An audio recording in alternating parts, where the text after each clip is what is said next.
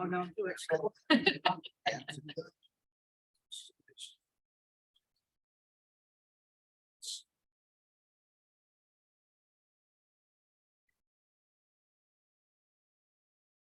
Good afternoon, ladies and gentlemen. Welcome to this workshop for the Dallas County Board of Commissioners.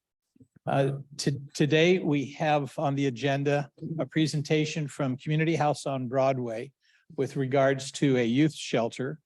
And then there's always an opportunity to discuss or consider any miscellaneous item, either the three of us or anyone in the audience would like to bring up. At this point in time, although it's listed, I have not heard of a request for an executive session. So when we get through our business, the meeting can be adjourned. So with that in mind, I'd like to introduce, I believe, Frank, you're going to make the presentation and introduce your staff if you'd like. And we do ask that you make sure that the microphone is close to your mouth. All right. And sometimes what we have discovered that as people try to make eye contact with members of the board, they turn their head away and you can't hear them anymore. So we're all learning the new system for that. So we have received the document that you see on the screen behind us. So we'll be referring to that and thank you, Frank, for supplying the outline for us. That'll be very helpful in our review. Well, thank you for inviting us to participate in this workshop. And it's, I'd like to introduce the staff. Thanks to Nora. Nora, raise your hand. She's the one that pulled this together on the logic model. Her and I sat down, kind of went through this. Dan Zorn participated in some of that via online. And then Matt McCoy, he's going to tell a couple of stories about why we're doing what we're doing. And then I got Tara, she's the director of care at Community House, and she's going to talk about, well, I'll have you tell a couple of stories. I know she gets extremely nervous in this. And then also I invited Dan Zorn and Don Iverson to participate in Nancy Baldwin. So I thank you very much. And I recognize the staff. I know that I've been there and you've taken me on the tour and I've met some of the staff and you've talked about this program with me. And I don't know if my colleagues have had the pleasure to do that same. So you're talking to an audience that's kind of familiar with the project. So I thank you for reaching out to us ahead of time. Yeah. It's really something that over the course of time, I honestly kind of battled with the idea of having a youth shelter, figuring that CPS is a structural place to do that, to get the guardianship in place and so that kids can have a steady stream of commitment throughout their lives. And, you know, we adopted 5 kids ourselves, and even the ones that we've adopted had for years still struggle with their identity and still struggle with certain parts of the journey. That to be said, we were a pretty stable family considering, although it didn't feel like it at times with 8 kids, but over the course of directing Community House the last decade, we've ran into so many situations of the kids needing help that it's been off the charts. And could we tell a couple of stories and then I could go into the logic model? Matt, could you come here and share a couple of those stories? I got them right here listed. If Matt, if it would be convenient, go ahead and feel free to use the staff table.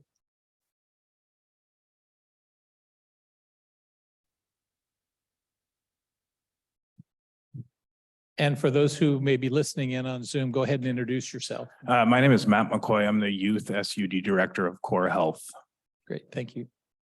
I was just sharing today with Frank that when running these youth SUD groups, oftentimes I'm coming across kids who are dealing with generational substance abuse. So oftentimes products of substance use taking place in their home that are left with with little to no stability at home.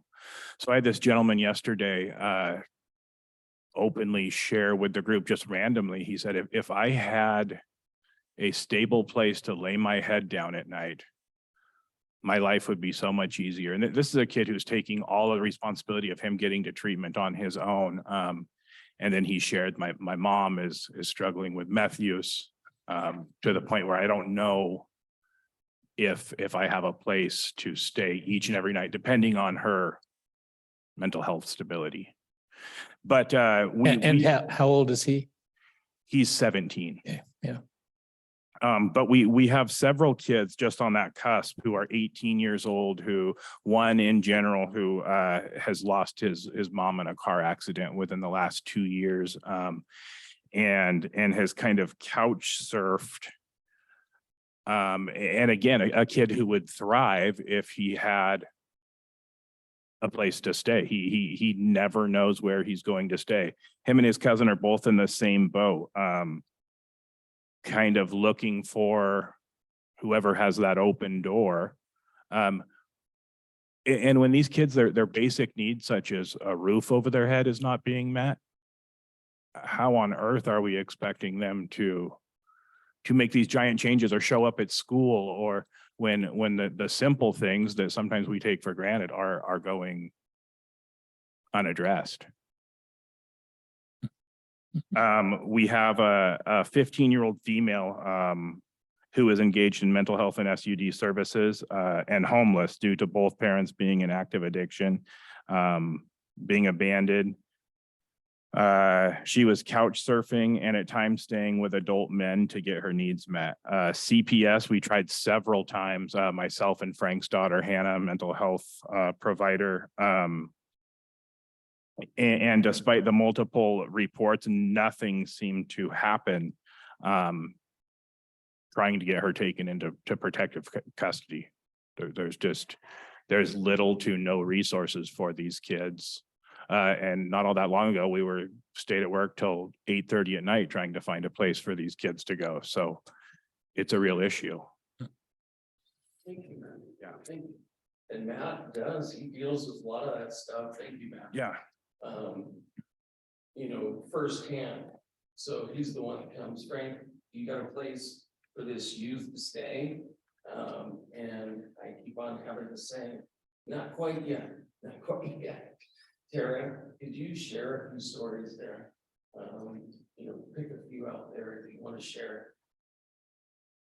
And Tara, she sees, she's the director of care, so she oversees all the people at community house to make sure that all the staff are making sure they all get their needs met. Scenario one, mom diagnosed with terminal cancer while staying at the shelter. And she had an 18-year-old son and a 15-year-old daughter there. Mom had to go to hospice and we had to keep both children at CHOB.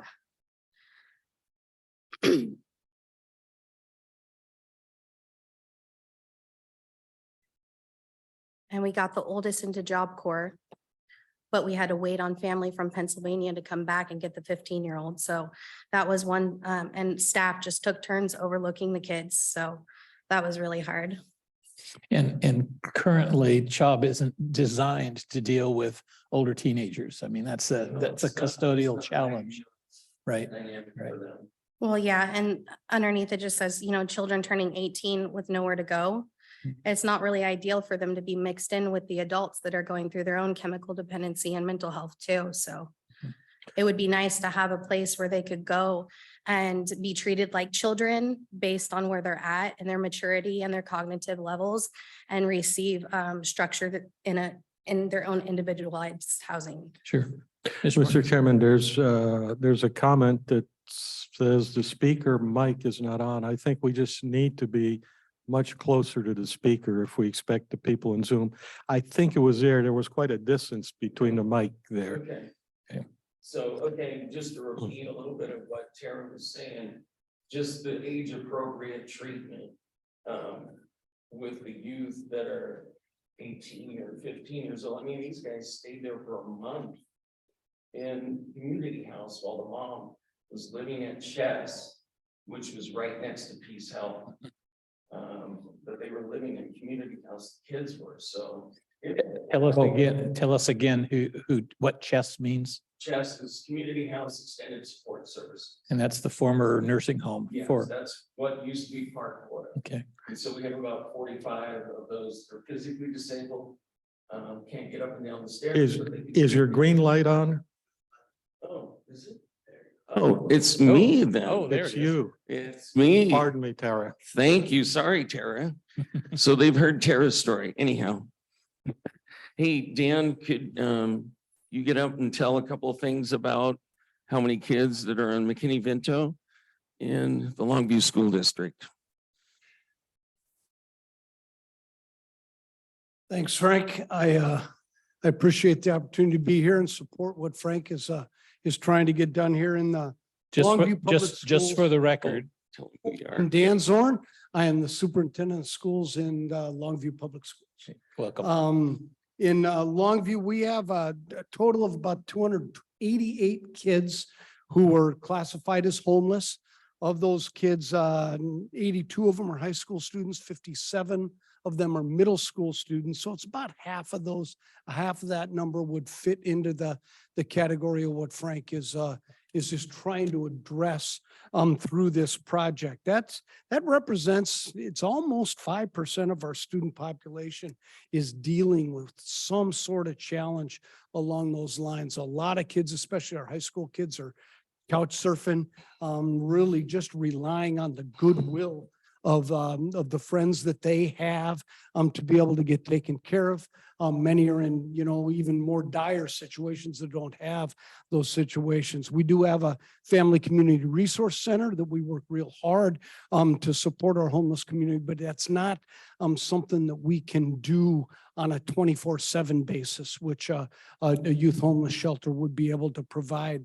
I've had some discussion with Frank about this. If this were to move forward, it would be something we'd want to be involved in as a school district to help with the planning, because there are some pretty significant implications in terms of how we serve those kids. I know that the model attempts to kind of take a look at, providing kids GED, but many of our kids who are homeless are actually quite successful at school. The resiliency of these kids is incredible. And so many of the students that would be in this situation would continue to be served by public schools, whether in Kelso or in Longview, or perhaps in Woodland or Castle Rock, because even if they may be coming from another community for that shelter, they would likely continue to be served in their home school community. So there's some transportation challenges that we would have, but those are challenges that we're very willing and ready to wrestle with Core Health and with the community house as we work through this, if it is something that the county commissioners are willing to support. So Dr. Zorn, I know the school district does have an alternative high school, Discovery High. Yes. How do the numbers look for those students at Discovery High being McKinney-Vento? I don't know that number, Dennis. I can find that though. I'll see what I can and talk with Mike Kleiner about exactly what the numbers are, but it's going to be a much higher percentage than our general school population. So when I was teaching at an alternative high school, I knew that the school structure itself provides an important part of the structure that those students need, because their home life is so difficult. Yeah. And so I wouldn't be surprised if there's a strong correlation Yeah. with that. And another piece of this too that I think about is we've got a real good partnership with Core Health in providing school-based mental health services for our kids, and also on-site mental health services for the students that we serve. And so there's already that partnership in place, and the partnership with the Kelso School District as well. We work closely together and really see this as a partnership that we can help with the success of it, and then also, to help form kind of how it looks, so that we're sure that our resources from a school district standpoint are able to meet the need that might come from the homeless youth shelter. It's beautiful. Other questions? Thank you, Thank Dan. you. That's powerful. Okay. If you want to go tell it, Matt, real quick. And then if Don Iverson and Nancy Baldwin want to kind of make their way over there to save time, we'll have you guys go next if you don't mind. So as Dr. Zorn was saying, some of these students actually do incredibly well in school and are incredibly resilient. And this is a 17-year-old female from Discovery, engaged in mental health service, homeless and couch surfing due to lack of support at home. She is currently working. She's a 4-point student, but is staying with older men to get her needs met. CPS and law enforcement did not get involved after several reports due to her age, nearly being 18. She has been totally compliant in her mental health services and is doing well, just accepted into 2 different universities in California. Wow, great. Thanks, Matt.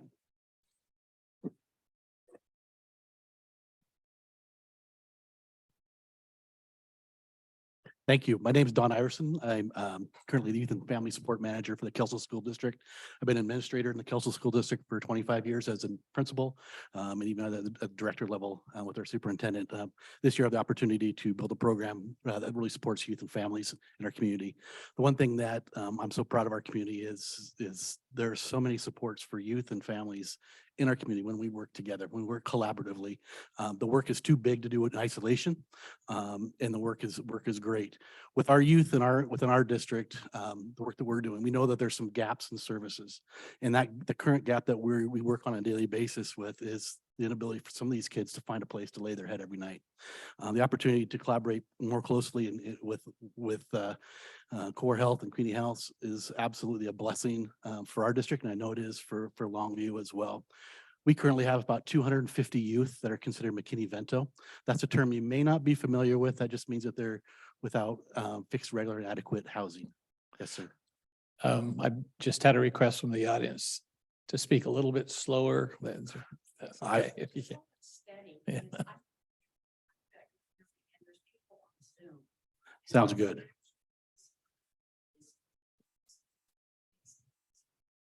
We will do our best. I get fired up about this work. Sure. So like I mentioned, we have 250 youth that are McKinney-Vento. They lack a fixed, adequate and regular nighttime residence. Out of those kids, very similar to Superintendent Zorn, half those kids are at the secondary level, about 5% of our population. But if you filter it down even more, we have 41 youth that are unaccompanied. That means they don't have a guardian, they don't have a parent. They're struggling every night to find a place to go.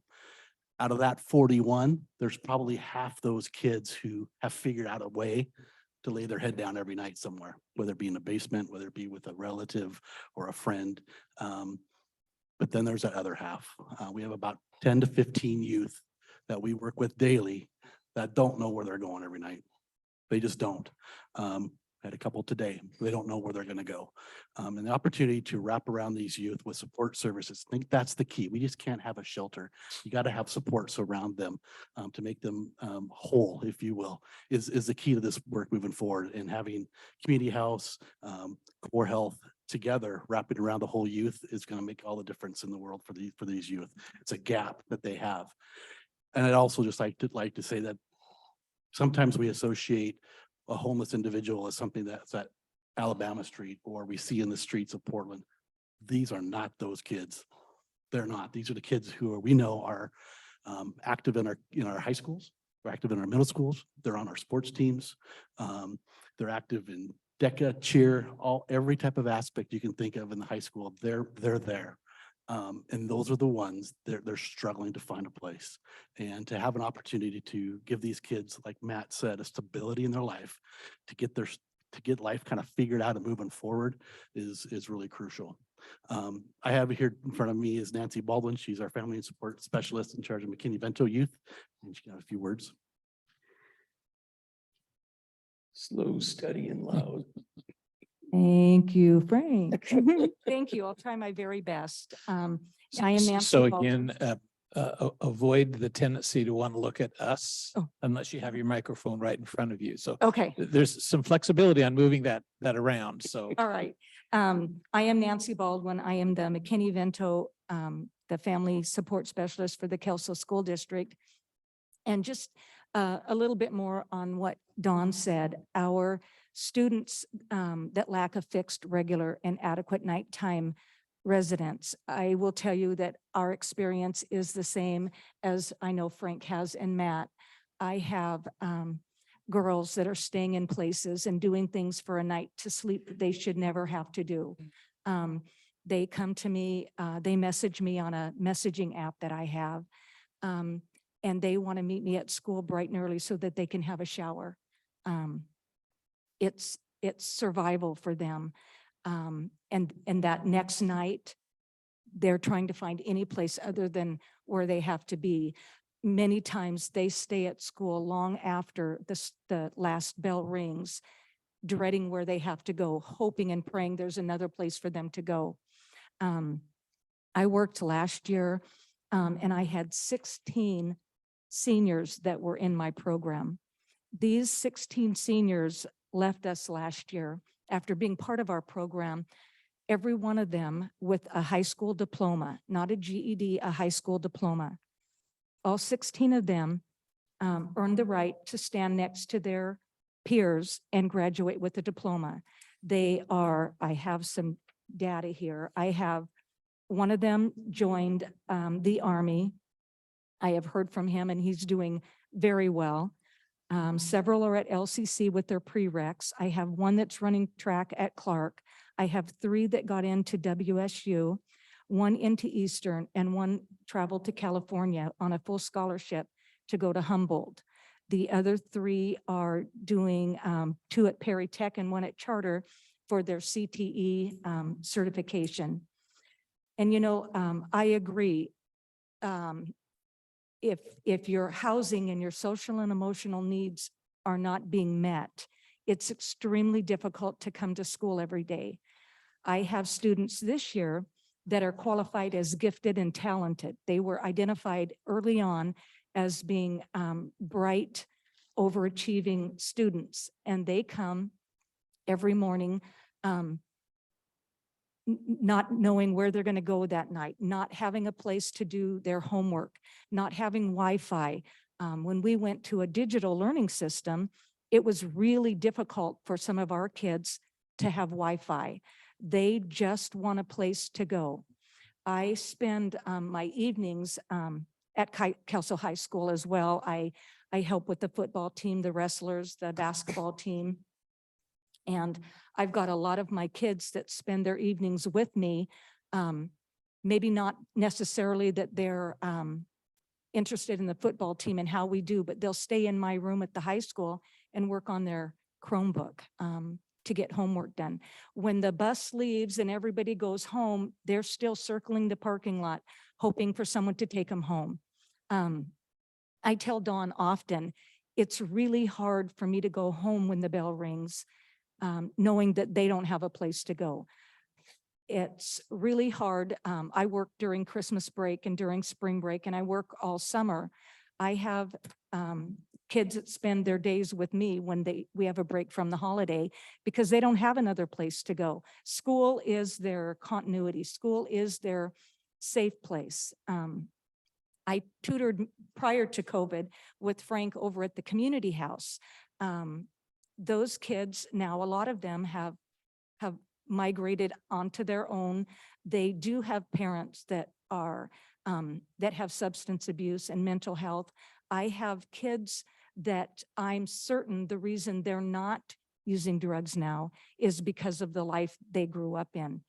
I have a senior right now that graduated early. He is trying to get into the National Guard. He is living in a house that he doesn't want to be in. It was his last resort. We found his mother last Christmas. He had heard she was back in town. And so we found an address for her and we drove over there and, you know, he had a little Christmas gift, a little bag we put together for her, and he knocked at the door and it's probably someplace that we definitely shouldn't have went to after dark. But somebody answered the door and we asked for her by name and she came to the door and he had to say, "Mom, it's me." She didn't recognize him, and I don't know that he really recognized her. The door was slammed on us, and he stood there with this little Christmas bag, and his little lip quivering, and he was 16 and a half, 17 then, and she came back out and she said, I do remember you, and if you come to find me again, I'll stab you in the neck. Oh, And that was his Christmas gift. So we got in our car. We didn't speak, and we went and got a hamburger, and we didn't speak. And I took him back to an apartment that he was staying on, and he was working full time and sleeping on a floor of a friend's, but he couldn't get into that friend's house until the dad went to bed. And he had to wake up real early, and he had to be gone before the dad got up. His friend was sneaking him in or out. That house didn't last. They moved out of town. So the last place he had was to go find my mom again.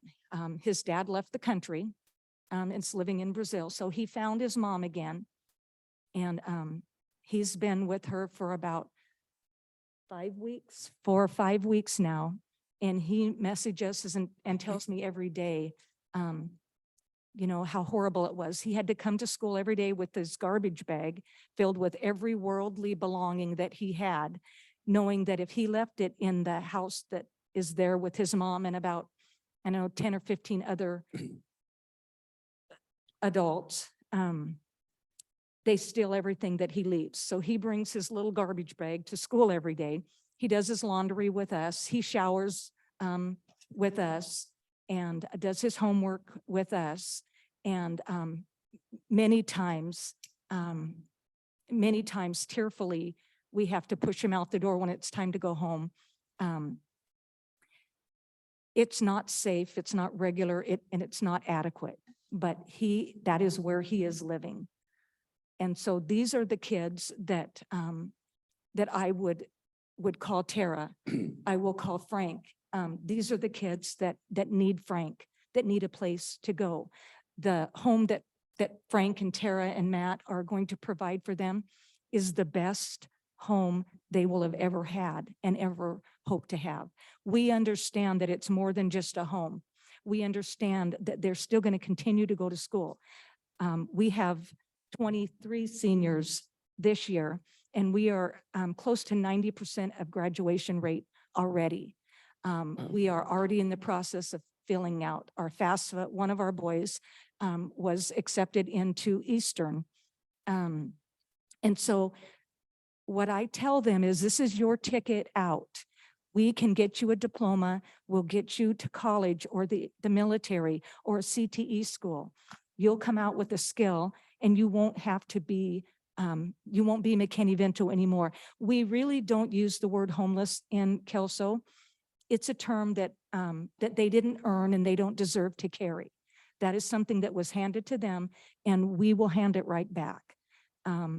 These kids are worthy, they're deserving, they just need a place to stay. We can do just about everything else. sure. We can do just about everything else, and we need Frank to pick up this torch from us. Well, it was kind of ironic the other day, Friday night, I think it was.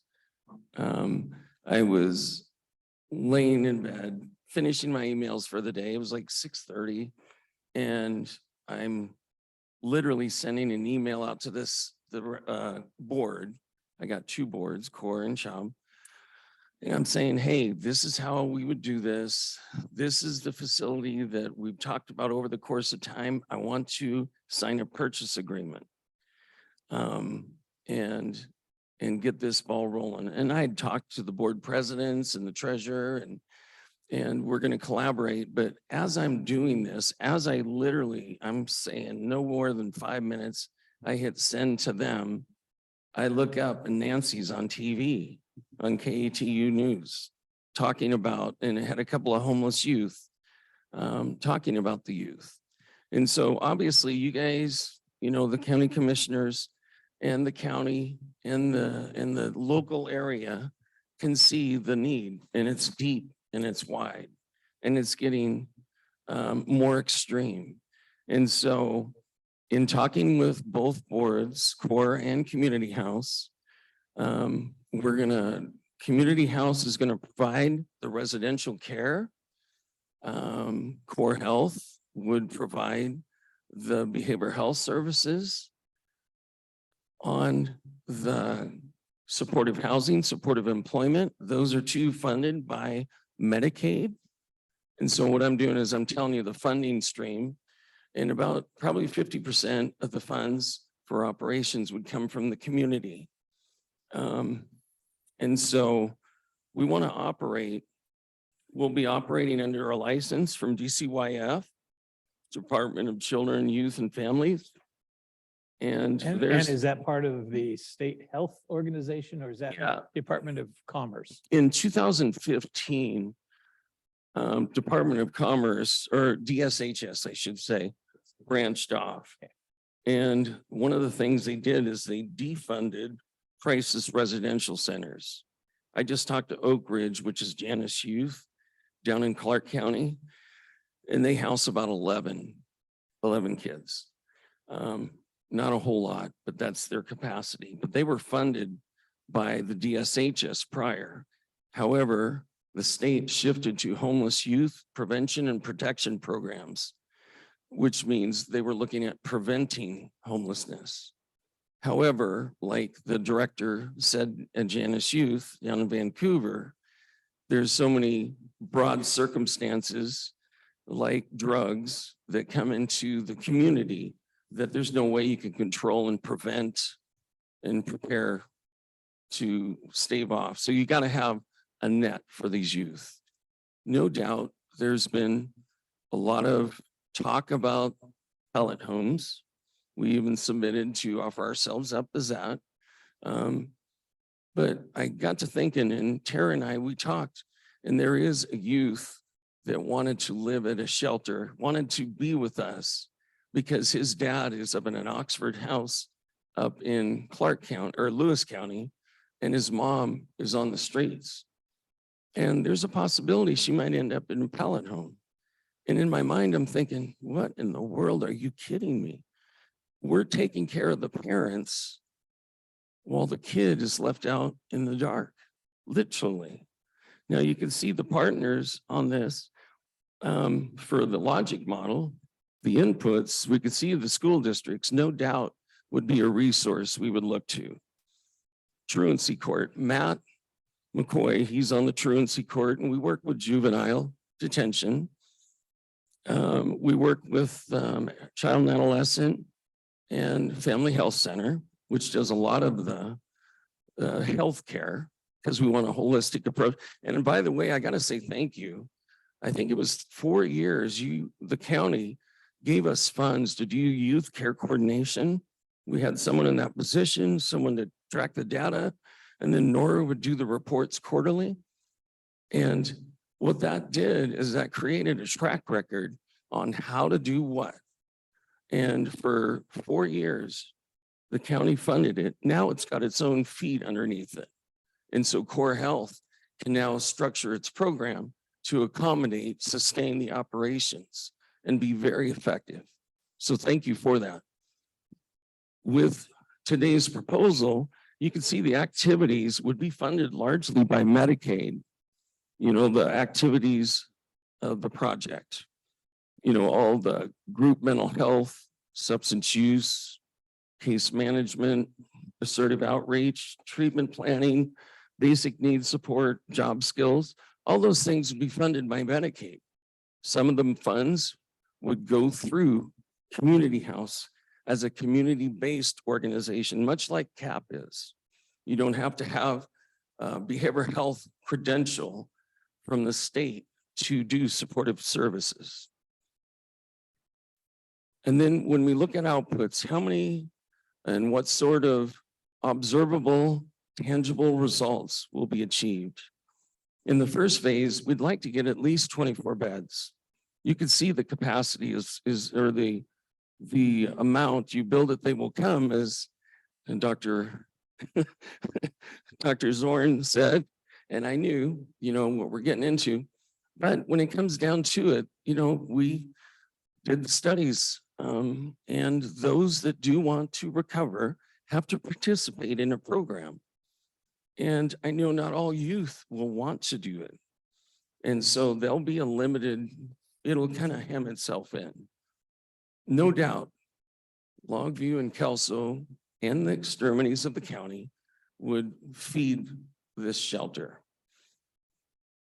But obviously, we would separate the males and the females. I was kind of surprised Oak Ridge doesn't separate males and females. They're all in one, one stream. We'd have different, I'm trying to think of the pattern we do so you can see the corridors. One of the reasons why the Loving Foss facility right across the alley from Community House, I've shown all three commissioners, would work is because I could share staff. If I need staff for a crisis or whatever, I would have them move back and forth as needed. However, we would have a manager over, the house manager, we'd have one for the women, the girls' side, one for the guys' side, so that we'd always have 24/7, 365. Now, the intermediate outcomes, the goal obviously is to have 100% of the people participate in graduating high school, becoming stably housed, becoming gainfully employed, maintain sobriety. We know through our continuity of care at Community House, individuals were succeeding to the stably housed that came through addiction. About 50% would come through as individuals. But when you look at the families, that was like 80%. So the combined was 72% overall. That was 2021.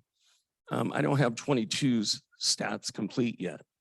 But what that says is families or someone with greater accountability other than themselves will have a greater outcome. So I would suspect about 70 to 80% of the youth would successfully do all these things, if not better. Then the long-term outcomes, fewer youth would return into homelessness. The youth in the community would be safer.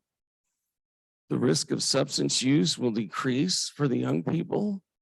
School districts will be able to put more resources into educational curriculums instead of tracking down truant students. And actually, behavioral health systems are supposed to do that. And so we could go out there, not the school district, as long as we're communicating effectively with them. And then the infrastructure for the youth homeless services will be in a place leading to more community members for an optimistic place willing to do. A lot of times, like Community House, we offer a venue to serve meals or to volunteer and to do certain things. It's important to run through those that know the 24/7 version of someone, because we've had a lot of volunteers that go directly to the clients themselves, the homeless, try to help them, and then they get burned and then they never want to help them again. But to use this venue of a shelter and having people come to prepare meals for them and having them exposed in a limited way in a protective fashion, those are things is where the 50% of the funding comes from, is the community seeing the need tangibly. And the reason I say that formula is just that's what's fleshed out the last few years for Community House. And a neat story recently, I don't know how it's going to all end, but we had an 11-year-old that couldn't be schooled at all, hardly. And I worked with the administration and of the school district, and he's been getting his schooling done for 4 hours a day at the youth center in a safe room, one-on-one, because he's so volatile. That's becoming successful.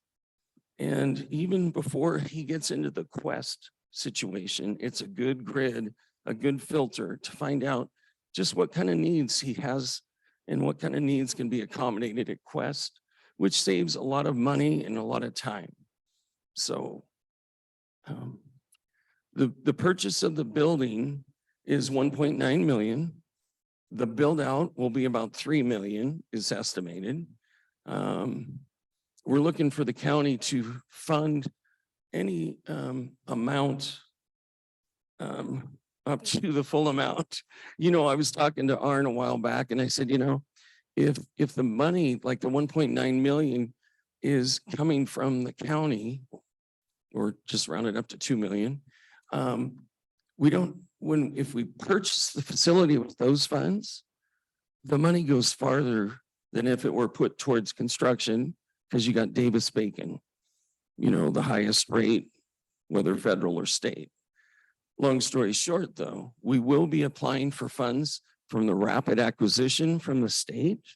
There's 7.9 million in the Great Rivers region. I do know other places in the region that are going to be applying for those funds. So it'll be competitive, but we had to run in and get a purchase sales agreement ahead of time in order to qualify for that.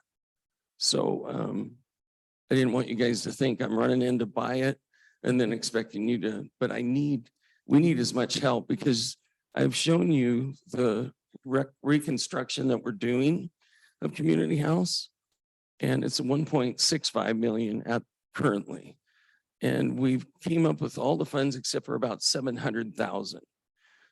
One of the things we ran into lately is you always have contingency built into a program or a project like that.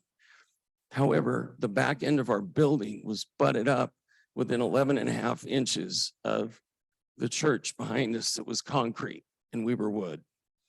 Guess who won the battle? So we've had to totally beam it up and do all the stuff that costs extra money. So we need your help. And we do 600 or 700 folks a year at Community House. So I guess I'm getting into a side stream there, but you understand. Or at least I think you do. What kind of questions do you guys have? So Frank, one of the questions that I have is based on experience in this community.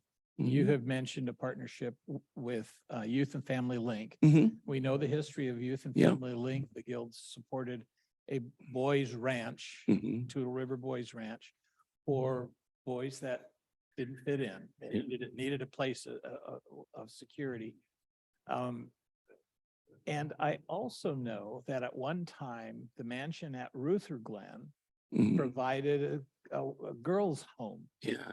Both of them, supported by, contributions / state support. Mhm.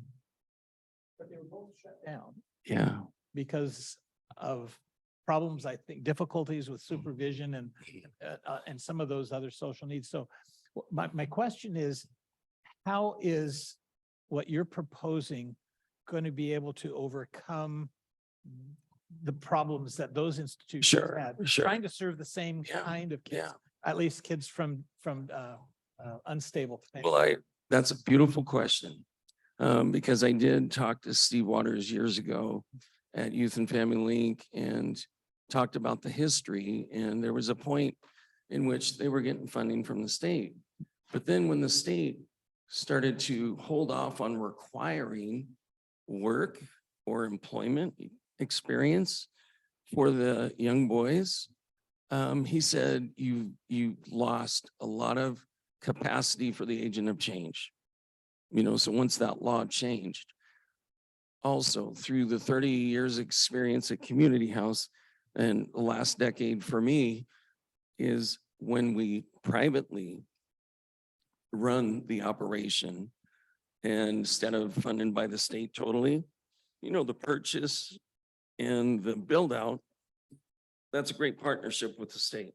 But when it comes to residential running it, like Mark Bollinger told me and Dr. Maherg, they said, when you invite someone in and they voluntarily come in and they sign on the dotted line that they want to stay here and they will follow your program, they have to follow the program. And we don't have to rely on the state to do the leverage.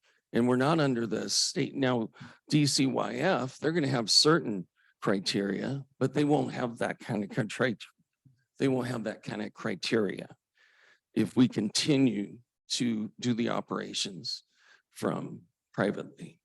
Do you understand? So core health, the behavioral health facility would do the state stuff. Residential would be ran by community house. And that way we can avoid that. And then the poor farm, the girls' poor farm back in the, I don't know what years.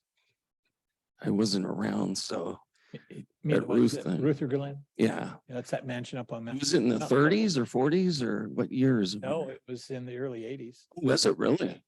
late Oh. 70s. We may be talking about a different facility. Yeah. But the Well, I Ruther- think they had so their the Ruther own Glen, farming the and stuff. Ruther Glen mansion is about 2 blocks away from what used to be the alternative school known as Natural High. Okay. They supplied students that would go. Oh, there we go. We had joint staff meetings with their staff, but then the state withdrew funding for residential services. So that brings me back to the employment side. I haven't talked to Mackin yet, the body shop next to us, Mhm. but he's leasing one of the parcels in this facility. And I looked in the facility yesterday and there was literally about 20 cars parked where Loving Foss used to store all his classic vehicles, and they're doing body shop work. How gorgeous would it be for young men and women to be able to work and do some of those jobs and grow in their skills? It's not out in the field and the farming, so to speak, like the poor farm, but it's right inside where they can be learning those skills and learning responsibility. Also, the Carriage Restaurant, it's being leased currently, but we would turn that into like the cafeteria for the youth, but also the youth could be employed at 16 years old and older, and we could train them in their employment while they're living upstairs, and then they can do the work downstairs, whether it's waiter, waitress, cook, whatever, but they could be employed. And yeah, it's thanks for asking those questions, because that did bring the employment side out. Thank you. Want to make sure any questions that we have? Commissioner Dahl?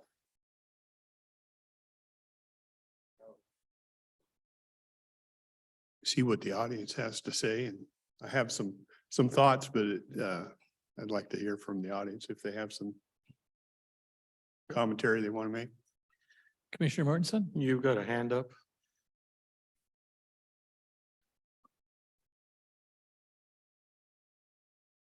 Am I on? Yes. Okay, so I listened to this presentation and it sounds like there are some serious problems in the families in this area. And I'm very sorry for the presenters that have had to deal with some of those. But I'm also convinced that this is not a problem that is only present in our community. I bet this is a nationwide problem. Maybe more so here in the Northwest than elsewhere, but I bet it's a nationwide issue. So, and I think this is something that the county government should not get involved in. Actually, probably no government should be involved in this. This is something for the parents, for neighbors, for friends, for churches, for true volunteers, and not the semi-governmental nonprofit spending tax money. I hear Medicaid, state funding, behavioral health, supportive services. All that is to create and make bigger the machinery of government to feed this problem and make it bigger by providing this kind of faceless support that makes it so that these kids are left out in the wild by whoever their guardians are supposed to be, because they know that the government will take care of them instead of having personal responsibility. And by the county government getting involved in this will simply be an irresponsible way of giving another chance for these derelict parents to do their stuff. And as was brought up by Frank there, this is another classic example of what the government has done. try to hire anyone who is under 18, and it's nearly impossible. I mean, you can't even hire a kid to work at McDonald's and make him push the trash compactor button, because the state of Washington, in its wisdom, has decided that that is something that only an 18-year-old can do. And we're not going to fix this problem by throwing more money at it. What fixes this problem is true employment of those kids. In other words, I think the school district people and all of these homeless advocates would do so much better if they could simply go and petition their state legislators for getting rid of these rules that make it impossible to hire the 14 to 18-year-olds.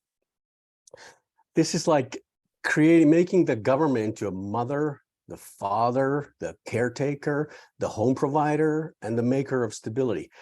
It isn't gonna work, and it has never worked. Why do you think it would work now?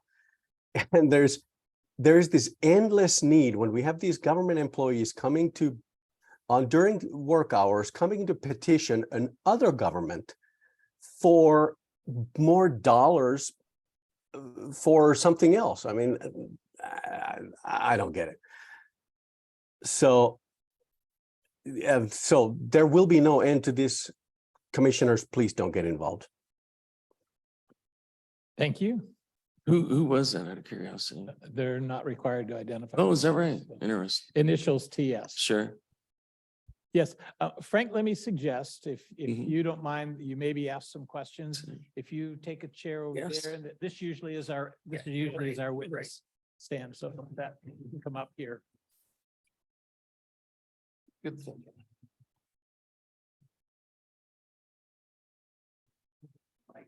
Great, okay. And then for those who want to testify, just kind of walk up when there's a break in the testimony. My name's Larry Wood, and I didn't disagree with everything that guy said, but I thought his rationale was messed up in many ways. I think government has to do what individuals can't do.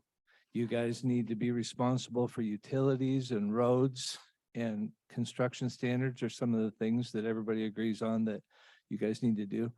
The private person in our litigious society can't house somebody else's kids. You guys need to be a part of that. It's a universal need. And I want to say that I'm going to say in an emotional way, my heart is going out toward transitional housing. And I think that youth are the most endangered. And as a business person, I really feel like those recording fees need to be distributed, because I've paid more than my share on a per capita basis for that. But this is the kind of thing that we need. And I was at a transitional housing meeting at the city of Longview, and it was very unusual because Judge Evans was there, and I've never seen him speak. And at the end of a very contentious meeting that wasn't led very well by the city of Longview staff, against essentially, in my opinion, a transitional housing effort that I thought was a really great thing. Judge Evans said, in a civil society, you have to have transitional housing. Drug court's not going to work if you don't have it. And he goes, I can't speak on political things, but I have to tell you, in society, there's a need for transitional housing. That and another reason my wife and I have been very interested in housing and helping youth. But even if we fully funded a house, which would be, hundreds of $500,000 to buy the house, and then a 6-digit budget to do it, I don't know how legally we can do it. I don't know how liability wise we can do it. It has to be somebody basically crazy enough like Frank with the organization that he's got. And I'm telling you, it is so impressive what they've got going. I think that they really had a rough time a number of years ago. But what God allowed them to, you guys had some frustration with your recording fee monies in general, commissioners. There wasn't good use in the public's eyes. And so you've held on to it, and wisely so. this is a situation where I want to get involved with Frank. I want to invite my other business friends to jump in. And I want to help in the construction. I want to help in mentoring. But it needs to be a large effort, way bigger than what a normal individual would take on. If I was going to do something, I would only, like, I can do one house and do an Oxford house because they've got a proven track record. And it's my goal. My wife and I set a goal for 2023 to get a number of 5-bedroom homes for transitional housing in 2023. That's part of our goal.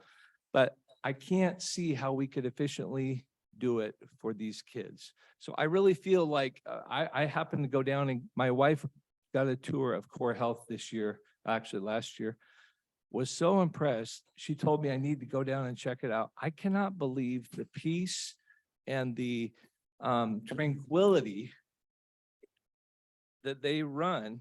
And they have a lot of employees. They do a great job. I think this is absolutely something that, as a member of the business community who's poured a lot of money in, I'm going to be talking to realtors. I'm going to be talking to other people, that this is something that's a win-win.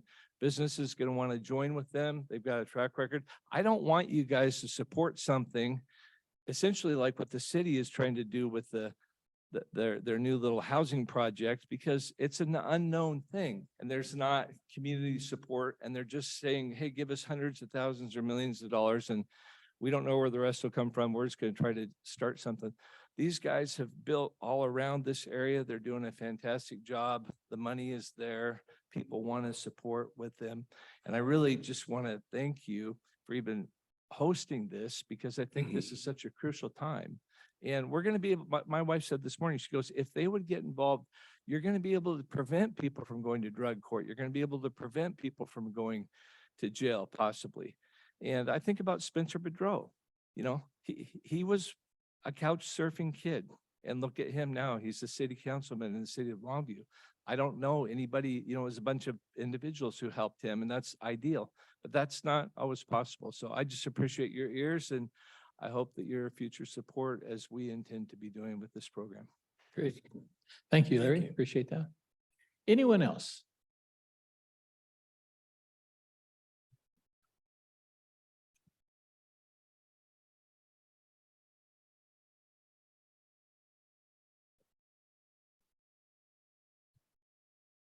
Hi.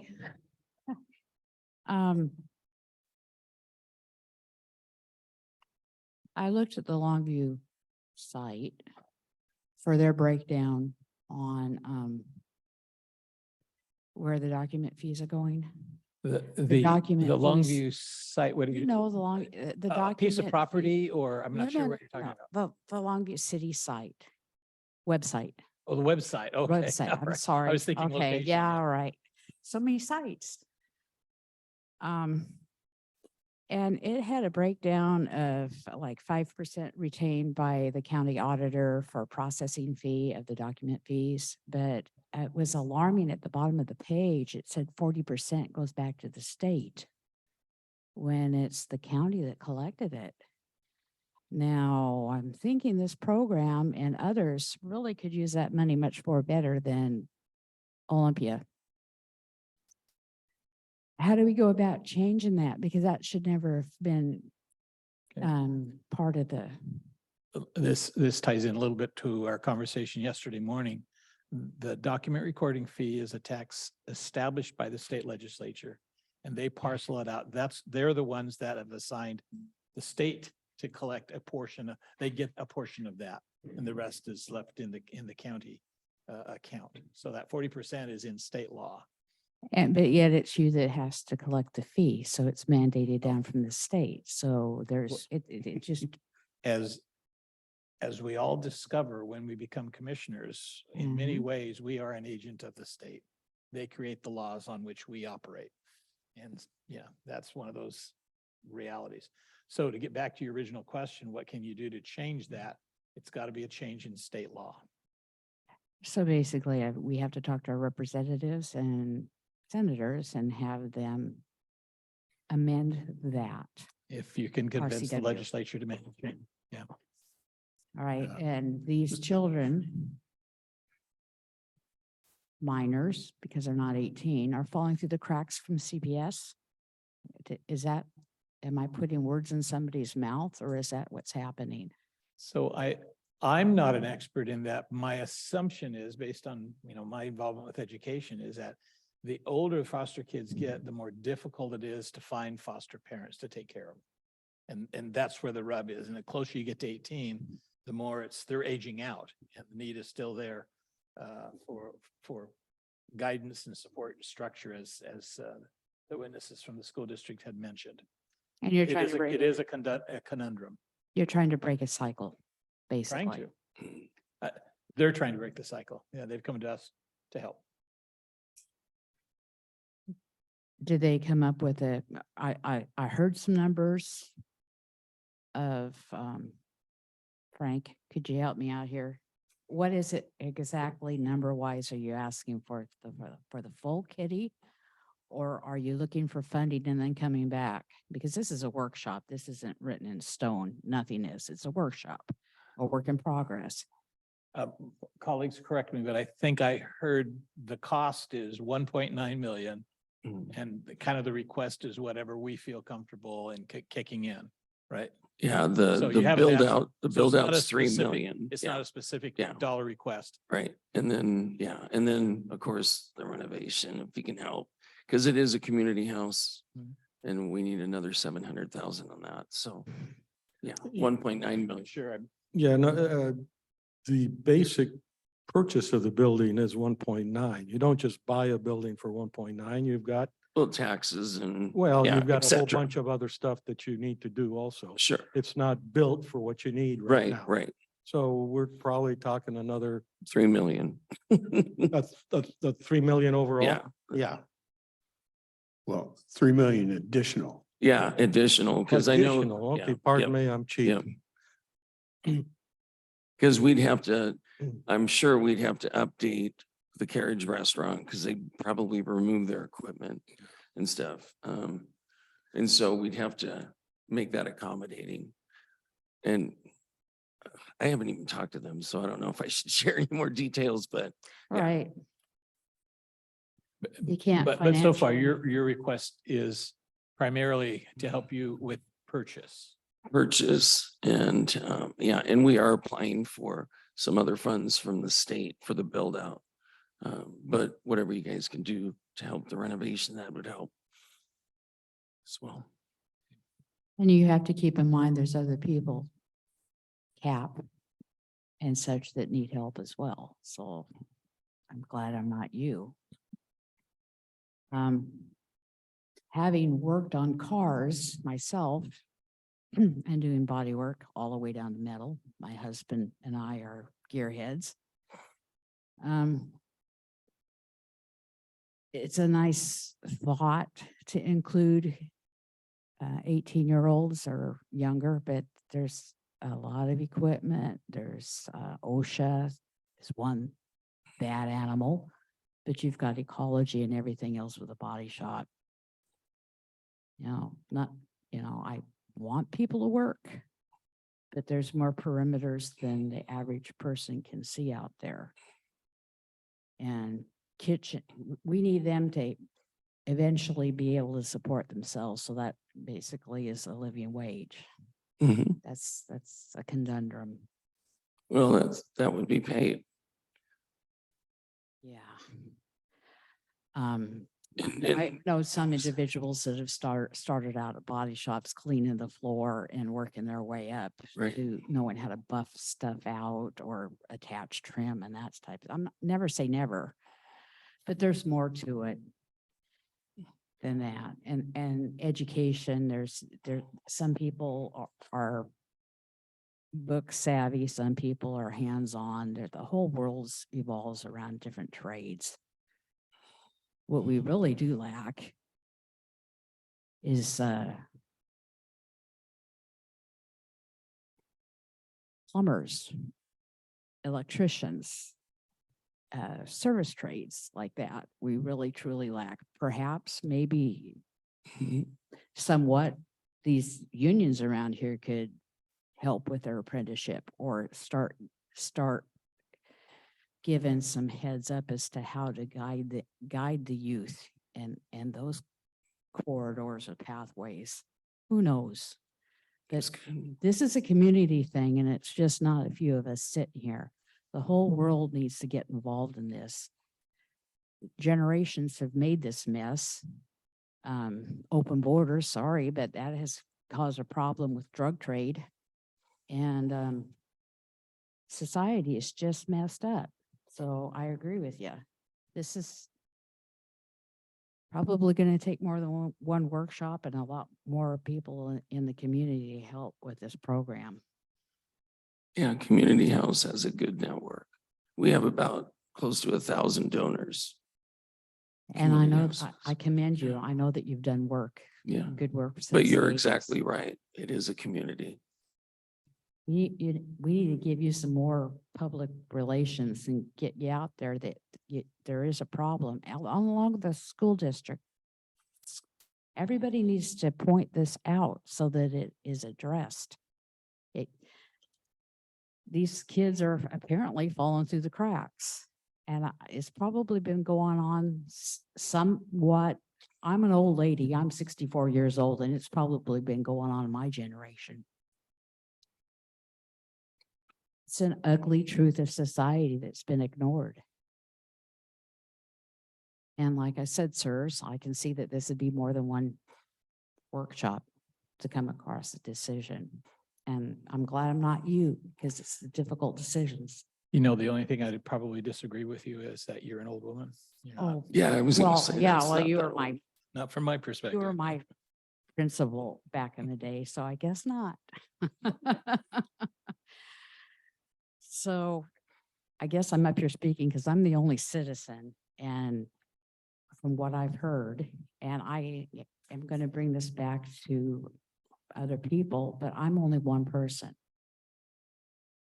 You know, maybe I can reach half a dozen years. Doesn't mean they'll agree with me. I can say what I heard here. And I'd like to have a hard copy because the speakers were nervous, spoke quickly.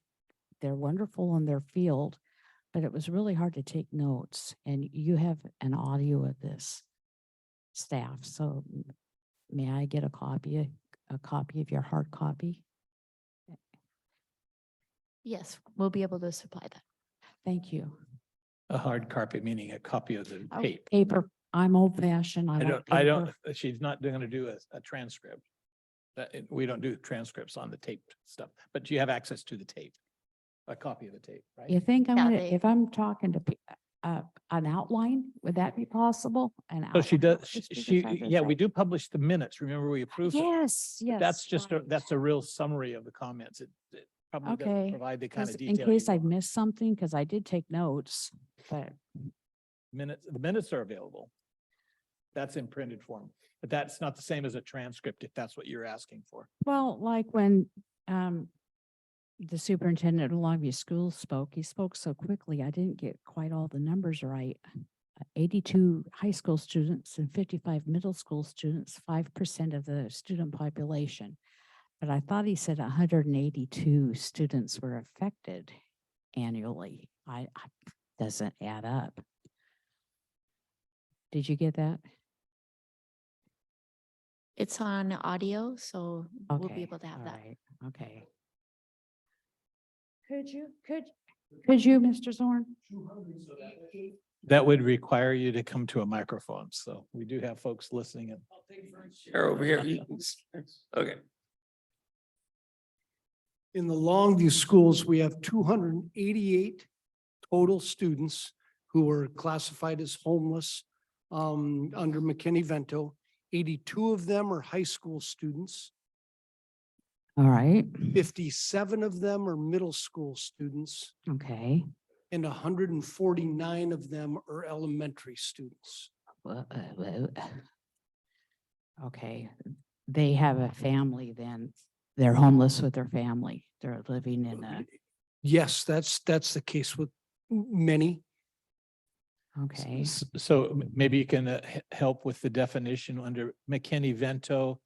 If you're not with your mother and father, Yes, and classified as homeless. there's. So yeah. if you're with an aunt or uncle or a grandparent, you're. Yep, if you're in another home, that would be classified as homeless, not living at the primary, well, at the residence with your, that under your parents would be an example of that. Kids who are couch surfing, living with friends are underneath that classification.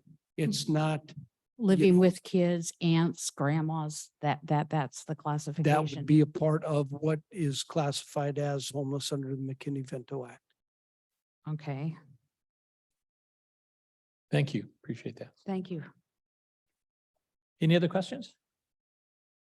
No, like I said, this is obviously gonna take more than one workshop unless you guys are, you have a clue. I just wanted to double check. Were you volunteering to help Frank? Did I hear you? Oh, offer to no, do no, that? no, no, no, I'm here. That's I'm here- exactly what I heard.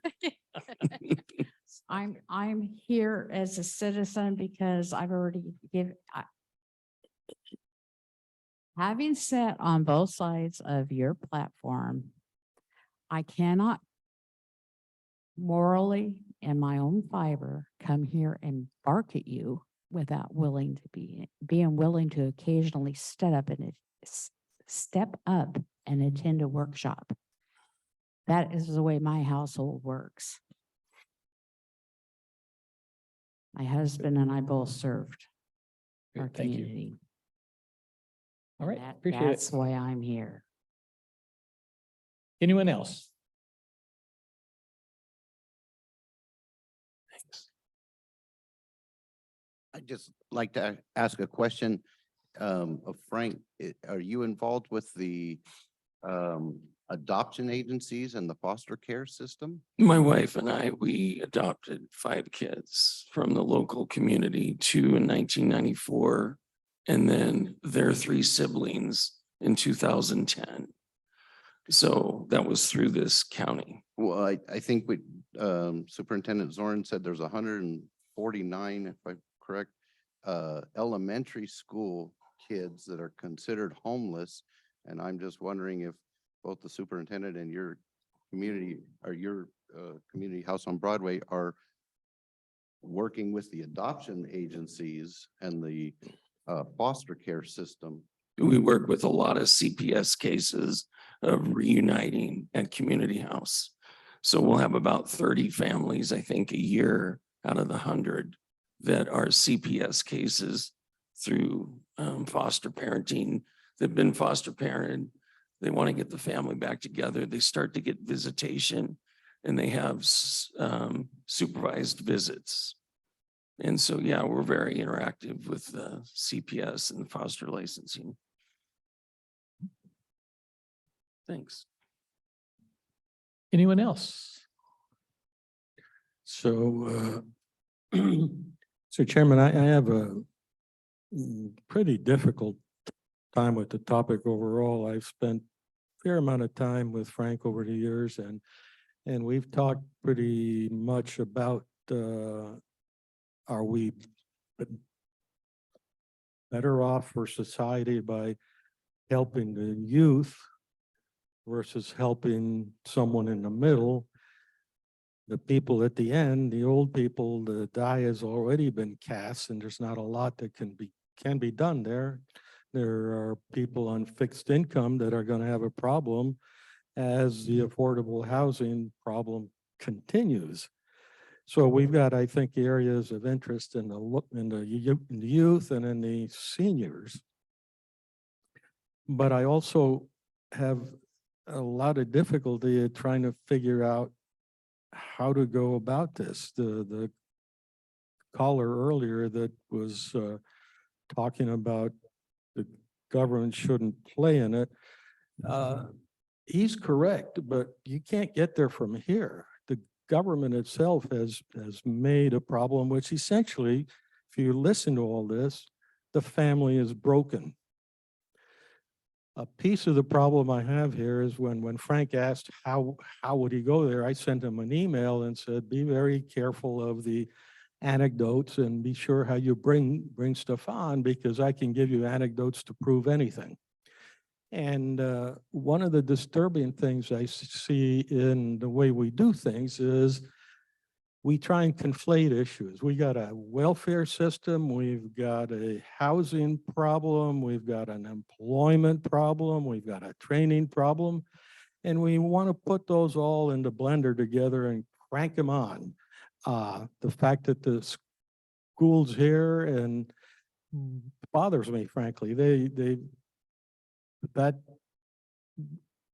presentation of things like graduation rates, those are meaningless numbers because we all manipulate those numbers. What really counts is where people go. How many people in our school system have graduated and gone on to earn decent salaries, let's say. We have probably at least 50 years of history in our schools where we could have been tracking how we're doing, but we don't do that. And here, I know when I've talked to Frank, we're vitally interested and sort of distraught that the Nacelle Youth Camp was shut down. There's a lot of infrastructure there, a lot of good stuff happening there, but the government does some ridiculous things. Shutting down the youth camp is one. The Western States Hospital is another. So here we are. I take a look at the original, just for comparison, the original Community House on Broadway proposal for Camp Alabama, and I know that's not the topic, but just by perspective, his proposal was rejected, even though when you look at the numbers today, it was 4 times less expensive than the path that has been chosen. Why is that? Because I guess it's somebody else paying the bill, so it really doesn't matter to a lot of people how to go about this. I've been to his facility. I call it the new facility, the one downtown on 14th. And that's pretty neat. That's kind of like a Boys and Girls Club with a managed program. And I think that's a pretty good thing. Another thing that confuses me is, what is it that we really should be doing? When I first heard a drug court and I first sat in this chair, I went to a drug court and there was Judge Basher. And I thought to myself, this is ridiculous. And then I saw a 40-year-old person standing up before the judge, looking at the judge as if the judge was his dad. And I realized then that for a lot of people, the family that I grew up with doesn't exist for them. So we're fighting essentially broken families all the way through. McKinney-Vento, just on another issue, the McKinney-Vento definitions are all self-serving definitions. There was a time when putting food on the table in my early youth was a tough thing, and I lived with my grandparents for a few months. I don't think that hurt me any. In fact, I learned how to understand Piedmontese in those 3 months. So that was something pretty beneficial there. So by the time I look at the dollars, we're talking about, roughly speaking, and it's hard to do apples and oranges here, or apples to apples, because we were all mixed. 1.9 plus another 3 is $5 million for 24 beds. That's the starting point. You got to be manageable in what you take on initially. So the capacity will increase over time, and the turnover rate, average day stay for adults was 90 days. Really, Matt, you were talking about some of these are crisis situations where we help the families maybe for a month or a couple months. Yeah, but you And see, then on again. that's the bed kind of fills. thing, that's the kind of thing I was hoping you would present, was really something that ties into asking us to take taxpayer funds to give to you. And your job is to say, look, you can't buy a better deal than what I've got. And you didn't do that. Well, there's $27 per night per person. at community house is what it comes out to be at community house. We've never done a youth shelter. They only do 11 youth down in Vancouver. I don't know what kind of models there are out there that are effective, Okay. but I know we're effective. Now, in terms of training and the mechanic shop nearby and all that, that's really pretty neat. It was addressed by someone regarding the state rules are such that, oh, you can't hire anybody this and that. We've destroyed youth, we've destroyed the family, and now we're trying to play a catch-up game, and that's what makes me nervous. I'm not sure whether we're contributing or not. Grounds for opportunity, how's that doing? Is that successful? How do you measure that success? I don't participate in their program, but I do know the theory of it. And I don't know how many people come through it. Okay, But let I me know stop you. that if we had at least a couple of dozen people living at our facility, there would be requirements for them to all be working.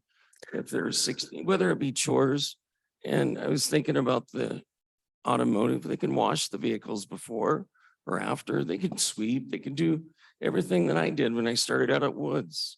Well, there is one thing that wasn't mentioned explicitly, which is, and I think you've mentioned it implicitly, which is it's not only the needs of these students or the young people, but it's also the obligation you expect of them. Because I toured the Janice house several years ago, and I was appalled that the kids come in, they flop down on the couch, no chores at all, no obligations, and that's supposed to help. No, And so that's why we do chores and et cetera. And they gotta do, 250 people got jobs at Community House last year out of the 400 adults. So, and there's a number of them, especially from the chest side, that are physically disabled, so they get disabilities. So I think it was 106 adults, if I remember right, that were Social Security disability. So anyhow, no, we're not looking for a flop house or laziness or that kind of stuff bothers me. yeah, So- and from my tour of your facility, despite what some people might think, I'm pretty good at reading people, and I've had to do that for living in societies other than the US. And it was pretty clear to me that, like with Judge Basher and the fellow in drug court, there was a function there that I did not appreciate prior. Should it have gotten there? No, but in fact, it is there. And that's where I say, ideally, this wouldn't exist, but we can't get there from here without doing something. It is what it is. What is it should we be doing that will help? And I don't know what that answer is. I am very reluctant to encourage a $5 million expenditure for 24 beds, despite what you said, that's a starting point and all that. And I'm not Kind of looking for thing. $5 million, but anyhow. There's a lot of salary of these counseling people, the counselors, and We're creating I like jobs. what I saw. We're creating jobs too. I wouldn't forget that. No, you're not. Yes, we are. No, the I reason will, I you have can't be- 180. You can't be creating jobs if you're getting money from the government. Okay, peer counselors, drug and alcohol counselors, many of them have come through community house or other programs like that. So they're contributing and they are earning an income and they are paying their way and paying taxes and buying houses and buying commerce and stuff like that. So yeah, they're working for a living and we like that natural flow. You're familiar with the Bastiat broken window paradigm, right? Not really, but anyhow. It roughly goes, a kid is walking down the street, takes a brick, walking by the pastry shop and slams that brick into this nice plate glass window, breaks it. And everybody thinks, wonderful, it's employment. We're needing a job for the glazer and the printer on the glazer. We're gonna have to get the baker to rebake. Oh, and we need an insurance company involved and yakety yak. And the bottom line is always simple. Mankind lost the use of a plate glass window. So you get people back on track by working with them. It's relationship. But it is helping people that had their brains hijacked The and nice helping thing, them to get the skills back in their life, the encouragement, because there's a lot of shame based. And we successfully have showed that. And there is no youth shelter in our region except for 11 people down in Clark County. yeah. So we need something. Let me ask you another number. When the school people were at that desk, they were talking about the successful people that have gone to the Army, LCC, gone to Clark and so forth. And what struck me is apparently the conditions they're operating in isn't a problem. It reminds me of my father-in-law who left the Oklahoma Dust Bowl at the age of 14 and went to California. And my dad, who left way upstate New York to go to New York City and got a job at a lumber mill or like a Home Depot, only smaller. And I think he was 16. In other words, I want to be sure that we're not the ones that are hampering the progress of diligent youth. And one of the problems we have in society is like suicide. It's not a money thing. Kids in Hollywood commit suicide. Kids commit suicide because they don't see a reason to live. Hopelessness, yeah. We don't give them a reason to live. And one thing why I've personally supported CHOB is I know you understand that. Mhm. But it's a far cry from me reaching into my pocket and then me reaching into everyone else's pocket to supply our ideology. Well, I suspect that Washington State, and I've told you these statistics before, that Washington State is number 7 in the most youth that are homeless. So I see digression, not progression. And so I know Nancy Baldwin stated facts about the 24 or the clients that she worked with or the kids in school that she worked with that she knew about. But you can't go and hire hundreds of people to track people throughout their life to check success. So what gauges success? Well, that people as a whole, we grew, okay. I didn't hire a bunch of staff. 180 people work at Core Health. I started with 0 with me and a dozen staff at Community House. I rarely wanted to hire from Columbia Wellness, Northwest Psych, or anyone else because there is no benefit in that other than transferring clients to their favorite counselors wherever they go. So where did these 180 employees come from? And then Community House has grown into 440, but we have 600 or 700 people a year that we serve. And these 40 people, I've got staff sitting here that have been through this cycle and they're progressing in life. If you don't, like you said, do it now, how do we get there? Well, this is how we get there, by discipleship, by being there. You got to be close enough to know. And if the youth aren't worth it, then, I don't know what is. And I'm not just being cliche-ish. We adopted 5 kids. We've been through the grid. And that's not, we got state money and I got rich. No, freaking no. We suffered for decades, but these kids are doing good. And you sacrifice. That's what you do. You sacrifice. This government stuff is, we don't need your money if you don't want to give it. We'll make it because we've done it. But, we sure as heck can use the help. There's 1,000 other donors in the community that are helping, whether they give socks or they give toilet paper or they give money. They're helping. And I think the county, it would behoove them and the cities to get on board. Because right now, we get coordinated entry, which is $55,000 a year. Outside of that, we get nothing from the county. We've got no contracts in the future at all. Yes, I told you, thank you for the youth care coordinators. That was 2 FTE for 4 years. Now what? We used to get $72,000 a year for operations when I started in 2012, when Community House was about Banco and there was no money left. And then we ran it down in 2017. I had 5,000 in the account in August 2017.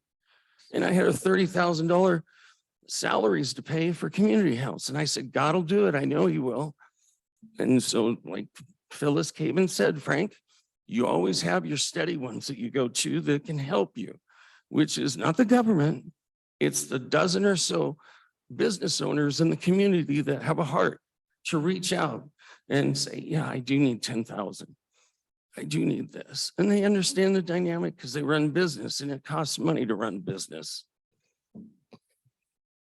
Government. So Frank. Not acting, I'm just adrenaline. Oh, yeah. So a question for us is always going to be,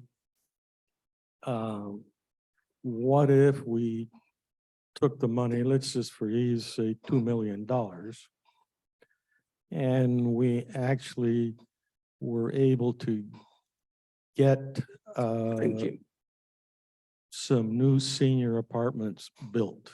You just did. We just helped. We wrote Campus Towers grant with Marshall. So we helped them get the 700,000. So, and we take care of, I don't know how many seniors. I'd have to ask my statistics, but. Are you going to answer my question? Are you going to allow me to ask the question? Well, you've got 3 million. I asked. If you gave 2 million to the youth and then give another million or 2 million, I don't, that's your responsibility, but. Okay. But That's good enough. the senior citizens, yes, we take care of them. And yes, we do support that. Nora is the one that wrote the grant with Marshall. I support that ministry. I played Santa Claus there, Christmas, ridiculously. All right. Mr. Dahl. Yeah, I have some thoughts and you have to bear with me a little bit. I being a public servant, I feel like it's our responsibility to be as transparent as I can. So I want to tell you, you know, how I look at things and what I believe, because I think it helps you deal with coming through the commissioners. And I just think it's the right thing to do. So number one, no matter, you know, I have great respect for what you've done over there. Community House have been in this area since the mid-80s.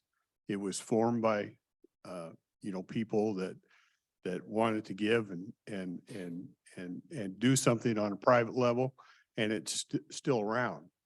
And I haven't got any knowledge that it's caused any problems in that area, like you would compare it to other camps you know that pop up. So number one, I struggle with, I like to go back to it's a community-wide problem, and I think the best solutions are always with the community-made solutions and the involvement of businesses, the involvement of people over time. And I think that was a lot more prevalent in days gone past, where churches and everybody got involved and took care of these things. Parents lived with their kids when they got old. They weren't shipped off, those type of things. But over time, we've grown this middleman called government that gets in the way of that happening. And they're the ones that become the provider of these services when it should really be the community. And like my colleague said, you're not going to undo this I mean, if I had a genie bottle and I could rub it and do it, I'd do it. Because I think the short-term pain would be weighed by long-term gains. But that's not going to happen. So you have this middleman that sucks money out of taxpayers' wallets on a regular basis, then turns it through their system and then spits it out for projects the way they want the project spent. And the issue with that is that I have with it is it's certainly not constitutional and it's highly inefficient. Well, For each dollar they spit out, they probably need to take 5 or probably more to run through their system and come out. So it's a broken system. And so when I trudge through that, the muck and the mire of that system, I have to come up with some rules that I look at for these type of things. And one of them is, does it benefits the citizens that I represent? I represent 111,000 people. Will these people see, if community house went away, if this doesn't happen, will it be noticed? Or if this happens, will the community see some benefits? So that's one of the things I look at. The other thing is, I don't believe you can help some while you hurt others. And I don't think this project does that, but I've seen other projects where they're willing, you can't benefit one and burden another or damage another. That's not the way, it's not acceptable to me. It's not the way it's done. When I read scripture, Jesus never helped somebody by hurting other people. He didn't raise Lazarus from the dead by killing 10 on the other side. So I don't accept the fact that you can only help somebody by burdening others. And I'm not saying this does that because I don't think it does. And the third thing I think that needs to be present when I look at these things is, are we helping somebody that wants to be helped? Are we helping somebody that's reaching out? recidivism rate. We had like a 7% Yeah. for individuals, 4% for families. I don't That's want, low. I Yeah. don't, I get a little emotional. If we're gonna help, we help. Mhm. We don't enable. No, So, sorry. no, it's every one of us get hit by personal. So that's the prism I look through. Yeah. And I worry about the youth and I worry about the seniors. Those two groups, I share that concern. I love the thought on transitional housing because I always wonder when you get people that transition out, where are they going to go? I hear those apartments, I haven't looked at it myself, but I've heard a studio apartment out in the new Lexington thing is $1,500. Yeah, it's How does somebody transition out? So the previous speaker talks about transition. I have a big interest in that. And I think we need to work more on that. So I'm just telling you, I don't know what the number is or where we need to fall on this thing, but that's how I look at it. And I think it certainly checks some of those boxes. Yeah, could I comment to the government? The city of Longview, we get 25,000 a year for operations. 25,000. If you look at our diagram, you'll see the proportion of where the funding comes from. We get 60,000 for TBRA.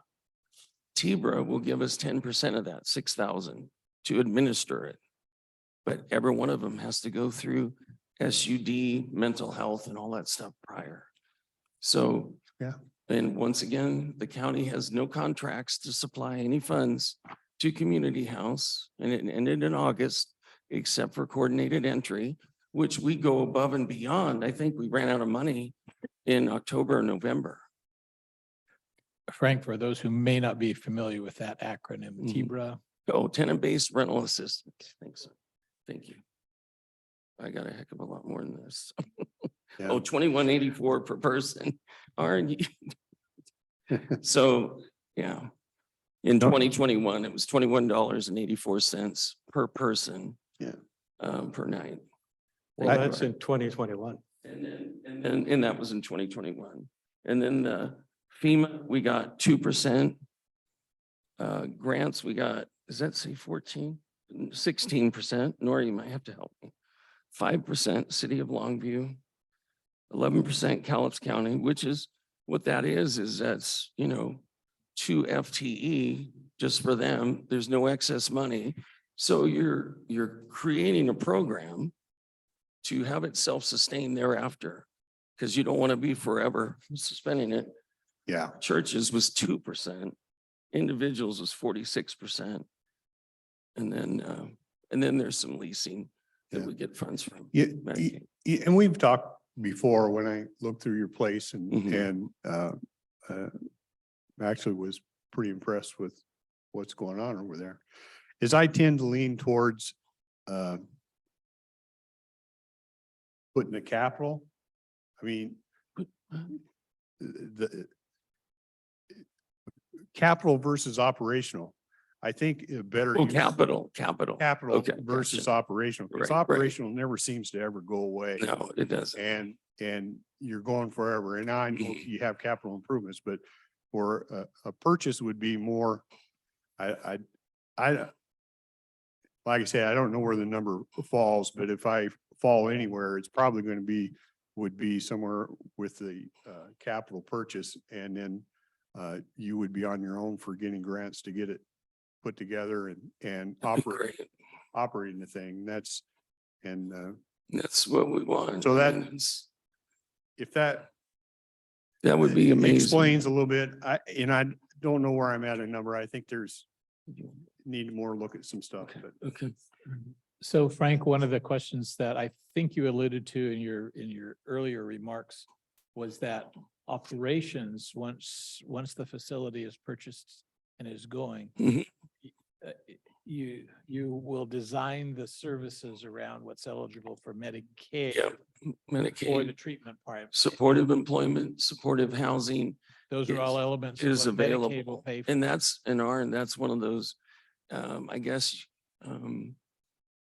they're not, I guess the money's coming from the government ultimately, because it's Medicaid, but it's coming through a lot of the staff. That's their starting point when they're coming. They're helping other people get housing or employment like they got the help.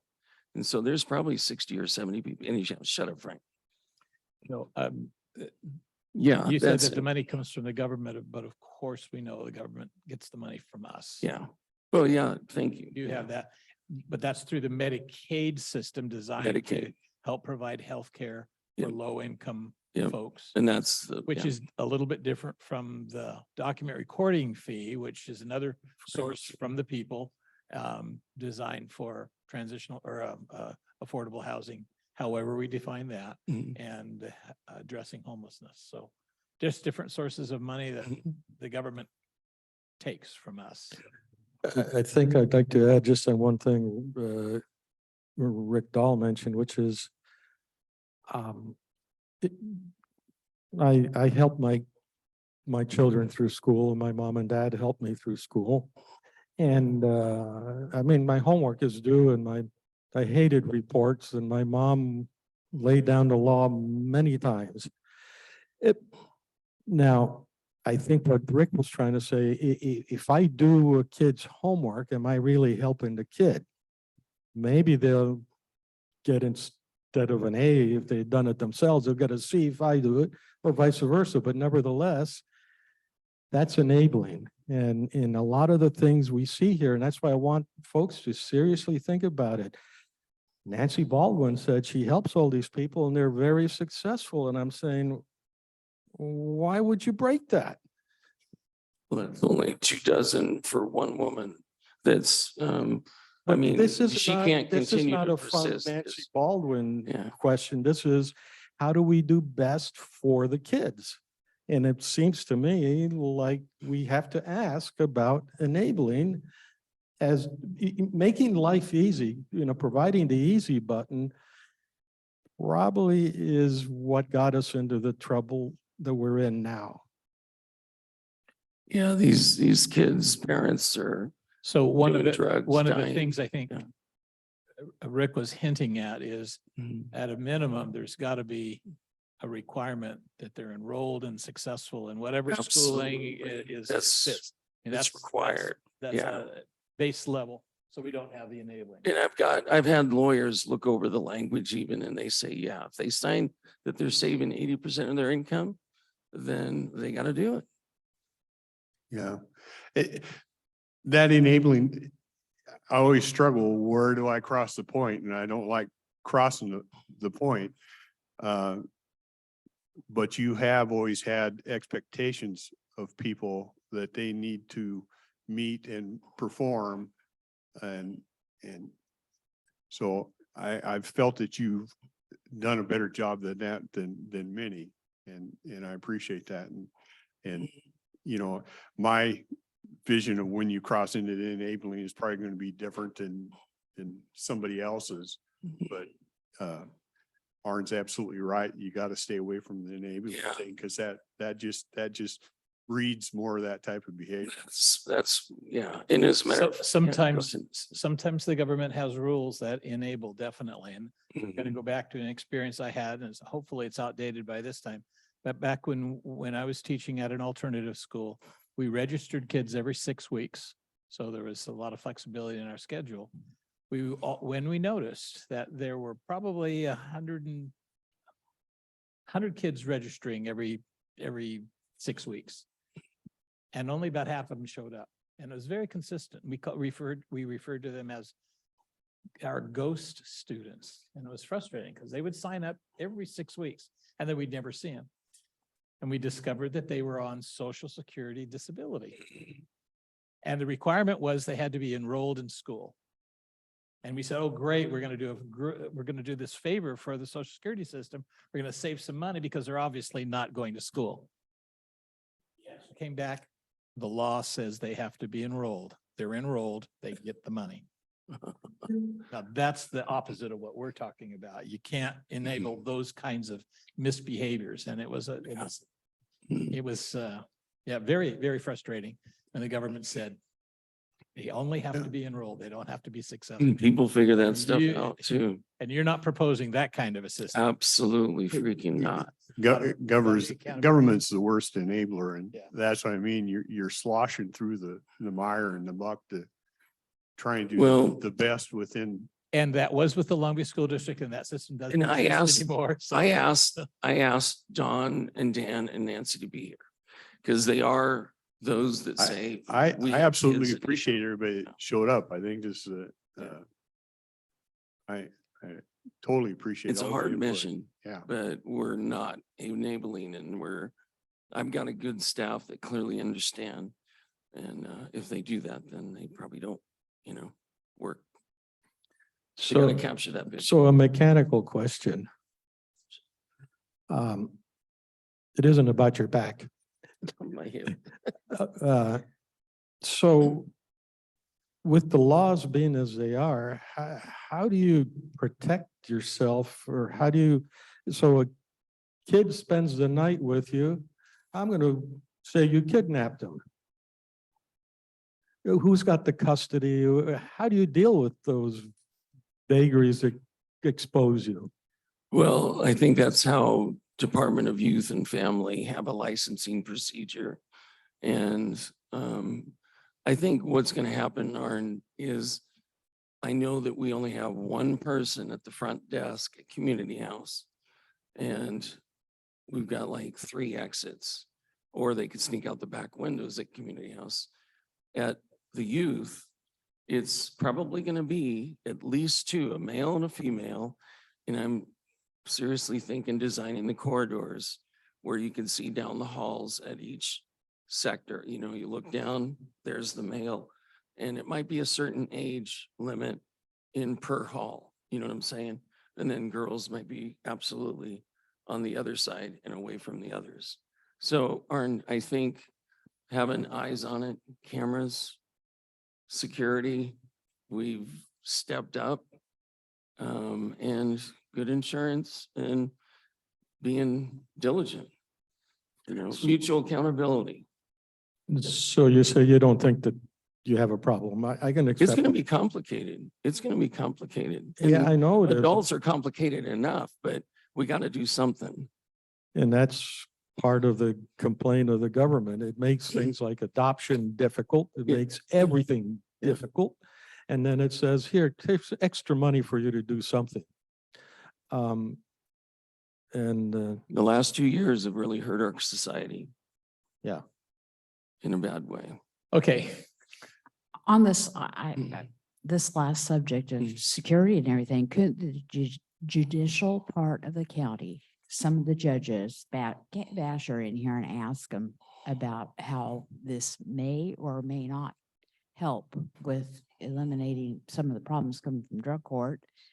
And so, the juvenile detention center, JV, right? There's still one, isn't there? They must, the jail for juveniles has some sort of camera system or security system to protect their people that are in charge of, you know. so almost by definition, those in juvie have run afoul of the criminal justice Right, system. but these are. And we're not talking particular- about folks who, it's not a Right, crime to right, be right, right. homeless. It just Mhm. makes life very difficult. But I think he mentioned an agency that has been set up to try to address, and let me make sure, the Department of Youth and Department of Youth and Family. that's a state agency that Yeah. would license him. They would come up with the rules and regulations to ensure safety and protection. Yeah, I was just And- getting over the template of the actual physical building. Yeah, and we would, They would. And, able to and the help with that. standards of. and we'd care have and security safety. guards. We have a security guy, actually, that we hired in 2020, Okay, did. and I was wondering. but it'll take a couple more.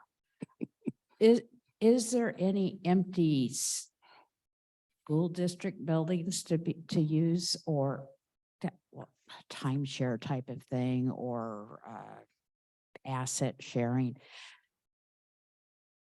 I'm trying to think of Convenience. outside the boxes how to get this to work. Other than giving somebody money to buy a building we don't own. The county doesn't own. You want to have an asset to show for your funds. To show the taxpayers that you're not just handing money out. Throwing it up in the wind and letting it fall where it may. You want to have an asset at the end, at the end. So is Possibility of liability. owning the building. So the original goal would be 12 young men and 12 young women. You're 24. At That's minimum, the, yeah, that's what yeah. you're targeting. And liability, do you want to be attached to the liability of it? No, That's I'm always thinking a big about the deal. county owning the building and letting you run your facility in it and maybe eventually being able to purchase it from the county, if that's a possibility. it's hard for me to hear you. Could you repeat the proposal or the The idea? proposal would be like if the county had a building, owned it. The Cowlitz County owns a building and serves as a timeshare or ideally for the community house to be able to buy it from a structure from the county. That- Then you would have an asset instead of just, I'm sorry, Frank, a money Yeah, a money hole, a black hole that you're just going to be giving money into. Would the citizens be more happy that we had an asset that was working to take care of the youth? I would put a filter on it that says, look around at the county buildings. You tell me which ones are screamingly well-maintained. Tell me about any of them that are maintained. We struggle with maintenance. We are Yes, slumlords, that's true. unfortunately. Yeah, unfortunately, granted, but then we have these civic leaders that are willing to donate to community house. But I'd rather that they own the property. We should not be Liability. competing with the public. Okay, they had the liability issues. Well, it's just there are Infrastructure. plenty of landlords out there. There's a gentleman there who's volunteered to do a whole lot of building and so forth. I don't think we should compete against him. In fact, he's standing up behind you, probably wants to Okay, I'll let talk. him speak. so. You want to speak? I just wanted to speak for 2 more minutes. You know, so many times nonprofits come with an ill-conceived plan. $200, if you went shopping for $200 per square foot for a house, you'd have a very difficult time right now in Cowlitz County getting it. These guys have located a property for a third of that price. It's a really great deal, but it's a very odd piece that's been on the market for a fair while. 20 years. And it's not sold. And I think it's really amazing that a nonprofit found something that's that good of a value, because you can't buy anything.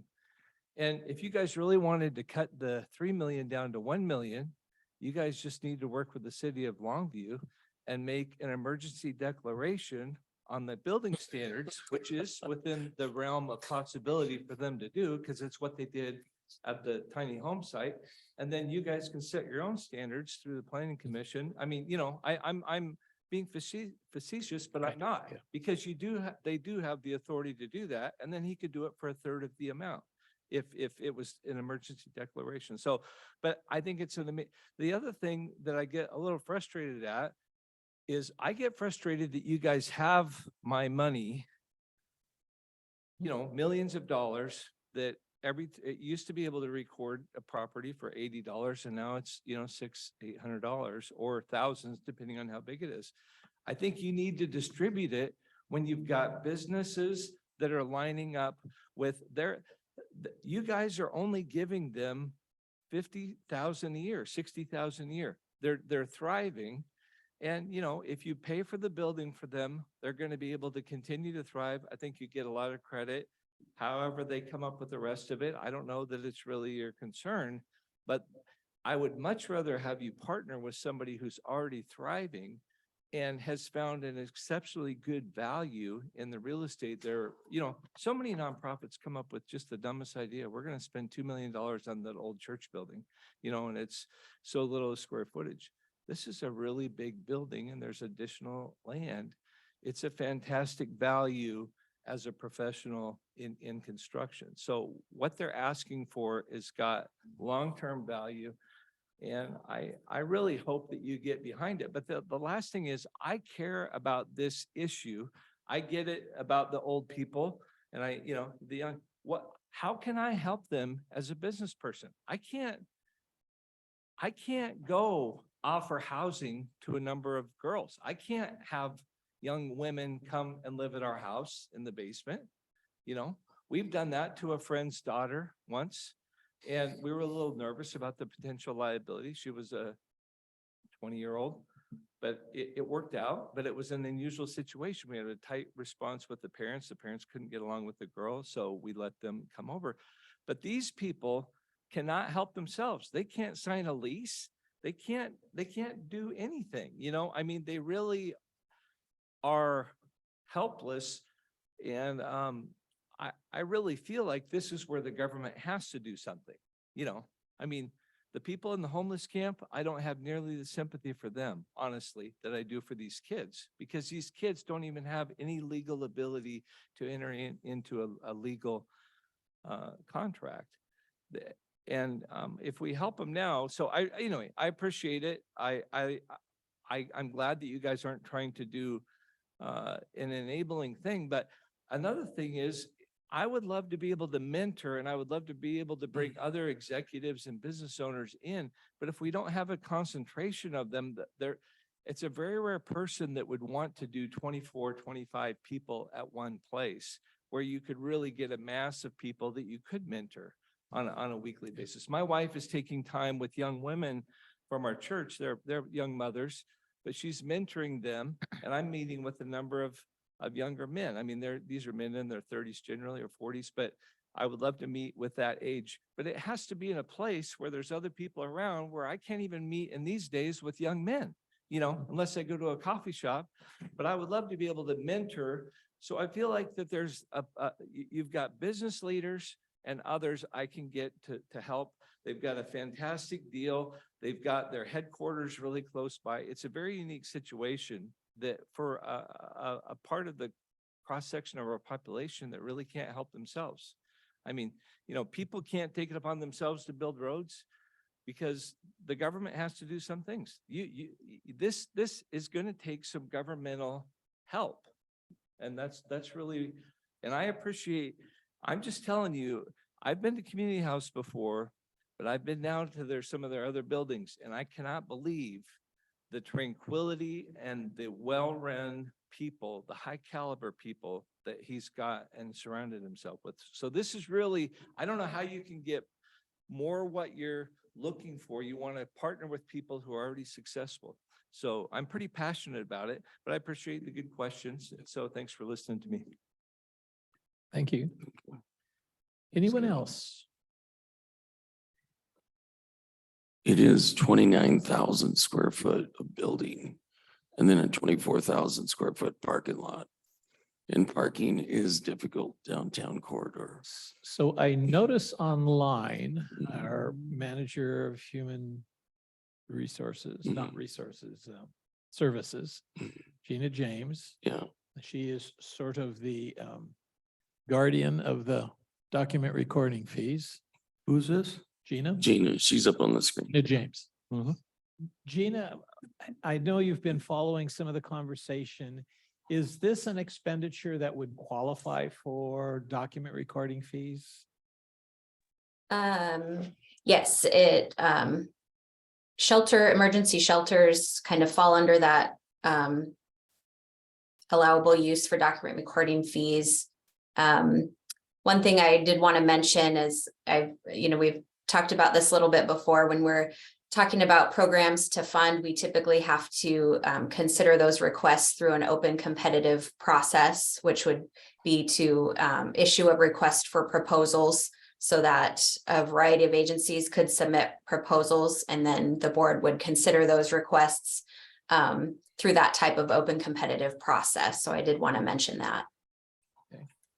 And if these document recording fees are used, does the prevailing wage restriction come into play? Or if all we do is purchase a building, we don't have to worry about that? So I believe it comes down to the entity who is receiving the funds. So if we were awarding funds to a governmental entity, then prevailing wage applies. But I believe when they're awarded to nonprofits, then I don't believe it applies. I would double check with legal on that question though, just to make sure. We have to double check if we decide to go someplace. Yeah, That's probably correct. CDBG dollars, I know those do data And speaking. does it need to be run through the housing and homeless task force to make sure it complies with the plan? Or is the language clear enough for a youth shelter? I think youth emergency shelter, I want to say even youth is called out in one of the document recording fee RCWs specifically. But when we feel like it's sort of in a gray area, we sometimes get legal involved to look at that and look at our plan and just make sure that it does fit the language. Okay. So question, I don't recall us doing a competitive bid process for the money we gave to Campus Towers nor to House Swap. We did. Those were the only two proposals that we received. That's why we got the proposals before us. Yeah. Okay. And what kind of a timeline, if we decide to say yes, let's consider something along that line?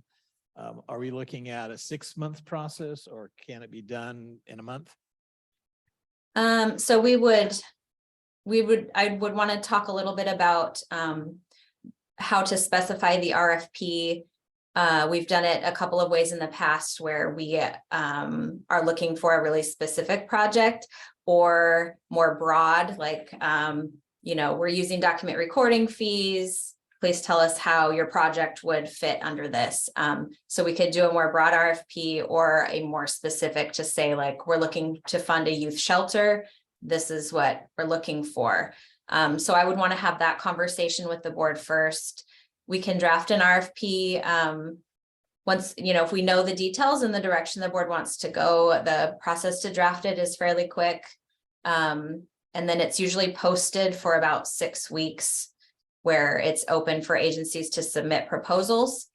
And then at that point, it's the time it takes to review with the board and make a decision. So that wasn't a solid answer, but typically the whole process is, anywhere like about 3 to 6 months, maybe, depending on all of this. So for the three of us, if, and I don't want to get ahead of ourselves, if we decide we want to entertain support for a youth shelter, our next step would be to set up a workshop with you to try to, what needs to go into the proposal is, and then the legal questions need to be answered. Is that what you need? Yes, I would just need direction on if that's what you want the RFP to specify, or would we leave it a little bit more broad to also allow for other types of proposals to be considered. So that was my way of saying, getting us to the next point, because we've been here for an hour now, and which is fine. But if we want to go forward with it, our next step would be to get down to some specific requirements for our request for proposals. But I'm not Did you sure say that an we're- hour? Huh? Did you say an hour? We've been here 2. Time flies when you're having fun. Yes, that's right. I think, There are some meetings I've been to where an hour seems like 2 or 3, but yeah, well, that's not the case yeah. today. I watch C-SPAN occasionally. I've been in some of those, yeah. If I like Gina's, well, I'm not sure it's hers, just an option she said is a little bit more of a broad proposal, and I'm just talking out aloud just to see how it sounds. If we are to do an RFP, I would do something like we have up to $2 million, say, that we would spend for such and such. And it comes from, that you'd specify it's for, I would say, affordable housing, and see what we come up with that. Now, I don't know if we want to do 2 of them and one of them is focused on younger group and one in an older group or something like that. I tend to want to just put one thing out there and get as many responses as we can to help us spot and see who is out there willing and interested to do something. So I get a little confused sometimes with the terminology. There's transitional housing programs and emergency shelter programs. Are those synonyms, or do they mean specifically different programs? So typically emergency shelter is up to 90 days. And then transitional housing is usually a longer term type of project where it could be up to 2 years, for example. So Frank, you're transitional housing, or do you have a combination? Well, there'll be combination. Have a Yeah. combination. Some people are just, that's That the only just- problem. A crisis needs to be resolved. Right. People need to take a breath. Okay. Re-engage. Thanks. So we're looking at if you said, I think, transitional housing, or did you say affordable housing? I said affordable housing. The problem is, I think we definitely have a problem with the government. Everything they do is weird. Even the truancy laws are weird. You will sit in this chair 4 hours or 6 hours a day and learn. That's not how people are. So anyhow, we got stupid laws going all the way through. I would like something wherein the way to drop the price on housing is stop subsidizing it, yet try and create more, try and encourage more housing to be created. I'm looking for somebody's ideas along those lines. With a little bit of help, we came out with HouseWA and Campus Towers, and that's reasonable. It's just not perfect, but I also don't want to, I don't want to get a contractor and give them a chunk of money only to find out that we've created a problem. We picked So, a and I winner think, and I called think both of, Solidra. I think both of those projects would provide long-term housing. Right, Where right. Frank's not talking about long-term, Yeah. maybe 2 years. Yeah.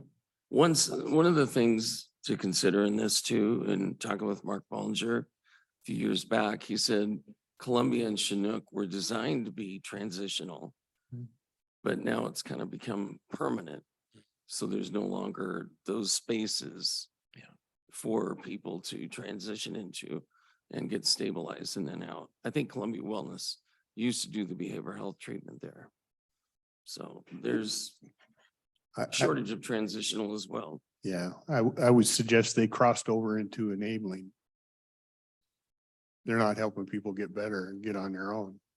Yeah, I mean, isolation. that's just what take is if now it's permanent housing, well, now Yeah. they're enabling these people. Right. And that's, They'll get an I think you eviction. want to stay away from because Yeah, the goal is to get them out self-sufficient Right. and moving.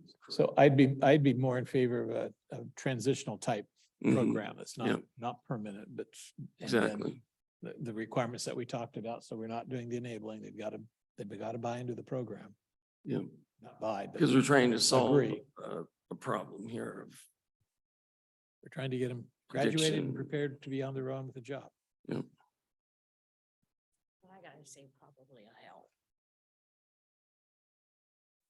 Since these youth are in a broken home situation, they're not learning life skills of budgeting and planning. Right? And that is part of your goal. it's part of what we do. Yeah, They do go to We school though. Well, they quit doing common sense teaching a long time ago. So, you know, civics, I kind of question, that I might volunteer for the school district. But what I'm getting at is these are life skills that whoever you probably taught your children. I know that Rick did and Arn did, and I certainly did. Explain to my children when there was how the economy's going, we have to cut back, and teaching your kids what to do with an allowance they had to work. You plan on having some structure, not just, as Arn said, yeah, right. It's just life skills. continuing to be and we work in collaboration with the schools as well. And because there's wisdom in when to buy a car, when to take a bus, there's things at this age that they. Yeah, just they start stepping needed that towards. when they attended college too, Mhm. before they got to that point. My kids needed to know before they went out on their own that they had a budgeting. What kind of a car, like you said, what kind of a car could they afford? They have insurance, they have maintenance. We literally at Community House have held people off from, you're not ready. Tara literally has to say, That seriously is beneficial because then we don't have enabling kids, adults expecting it. Teaching them to be responsible by having some sort of a program, like you said, and a savings account, whatever. paying down their debts. I can see that would help because So, they so don't Frank, have just to check, what she's talking about is also sometimes Yeah. called housing readiness. Yeah. That's. And budgeting. it's, Play. yeah, We had these programs back in my day, but they have long Still do. gone. just another acronym. by.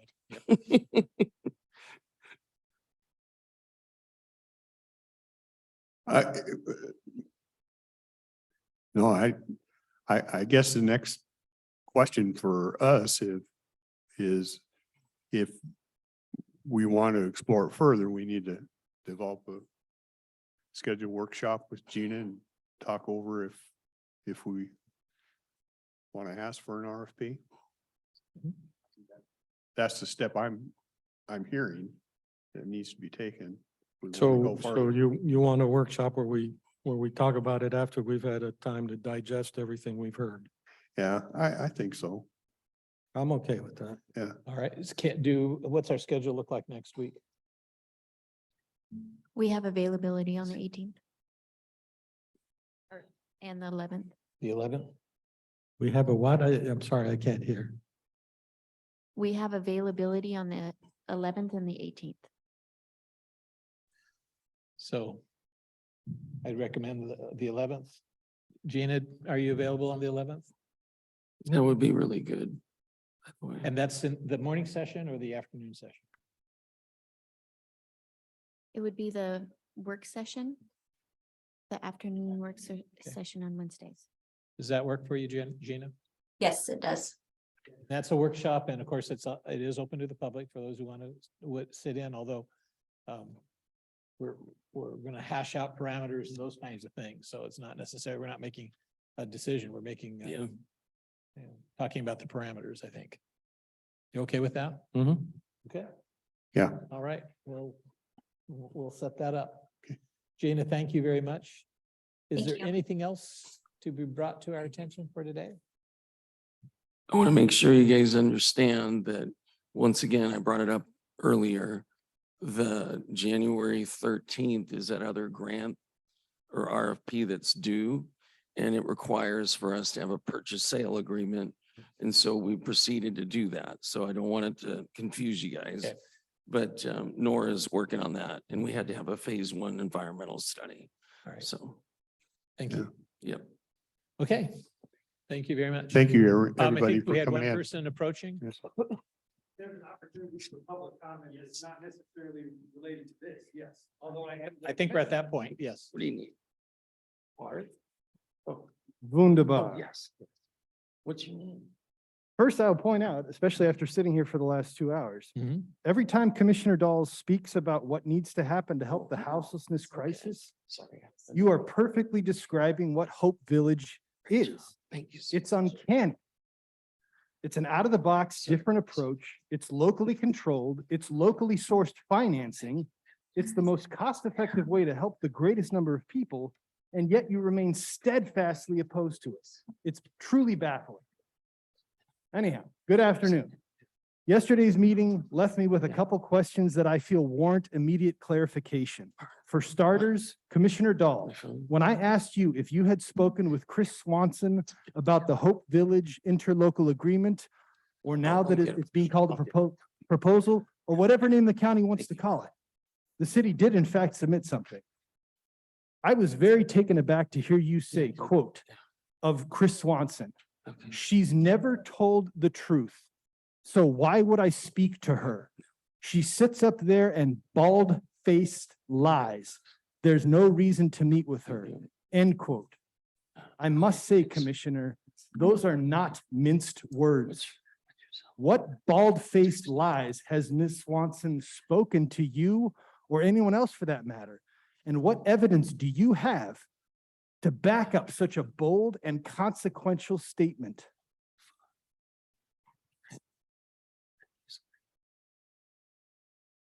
You don't want to answer. Okay. Commissioner Mortensen, at the December 27th meeting 2 weeks ago, and again yesterday, you brought up Community House on Broadway's response to the RFP that had been sent out earlier in 2022. It would seem you are arguing theirs was a fiscally superior option, but you're not comparing apples and oranges. In fact, you are the one engaging in sophistry, as you mentioned yesterday. To begin with, Hope Village has the capacity to provide transitional housing to 50 persons at a given time. But you never acknowledge the Salvation Army's plan is for participants to stay for only 3 months. So you should be using a figure of 150 to 200 persons helped per year. You also keep saying it will cost $50,000 per person, taking 2.5 million divided by 50. But that's simply not true. Yes, the initial investment in the pallet home infrastructure is a $1 million investment, but the annual contract for the Salvation Army is for $1.4 million a year. You really, to be honest, should be dividing 1.4 million by 150 to 200 participants And if you did, you would see the actual cost per person is $7,000 to $9,333 per year, a far cry from the $50,000 figure you keep throwing out. Also mentioned recently, and again today in meetings, is the Campus Tower project the commissioners rightly funded at a cost of $750,000. That was for only 8 units or $93,750 apiece. Commissioner Mortensen, you voted to disperse those funds. How did that project have your support, but Hope Village does not, when it's 10 times less per person? He's not listening. Furthermore, and arguably as an aside, Commissioner Mortensen, I found another statement you made yesterday to be as interesting as it is hypocritical. While waxing about welfare programs, as you love to do ad nauseum, you said, quote, "The fundamental underpinning is the attitude that for some reason or other, people are owed something above and beyond what they earn. And the only way you can do that is to take it from somebody who has earned it. And that's immoral. It's contrary to the foundation of this nation. It's just plain ugly," end quote. Is it lost on you, your words literally describe FICA taxes that are taken from somebody who has earned it to fund Medicare and Social Security, 2 programs you personally are enrolled in, as are nearly every person who attends the Tuesday morning meetings, who then apoplectically demand no taxpayer dollars be spent on Hope Village? Why is your welfare and their welfare worthy of taxpayer subsidization, but the welfare of those experiencing the brutalities of houselessness is not? Finally, when the man yesterday, I believe his name is Larry Crosby, he was identified as a member of the document recording fee task force, he repulsively referred to the Hope Village structures as, quote, dog houses. I take great offense to Commissioner Mortensen visibly snickering at such dehumanizing language. How dare you? How dare you? Dog houses? That's funny to you? And again today, you made it very clear you have no interest in helping anyone who's not a senior, such as yourself, or the youth who need help. You should help them. You should help Community House. You should help Hope Village. But you don't, and you get enjoyment from this, which is so frustrating. Thank you. Good to see you. Be well. Thank you. Is there anyone else? Anyone on Zoom? I didn't see any hands raised. No. All right. No one else approaching. We can adjourn this meeting then. All right. Meeting is adjourned. Thank you. Thanks for persevering, guys.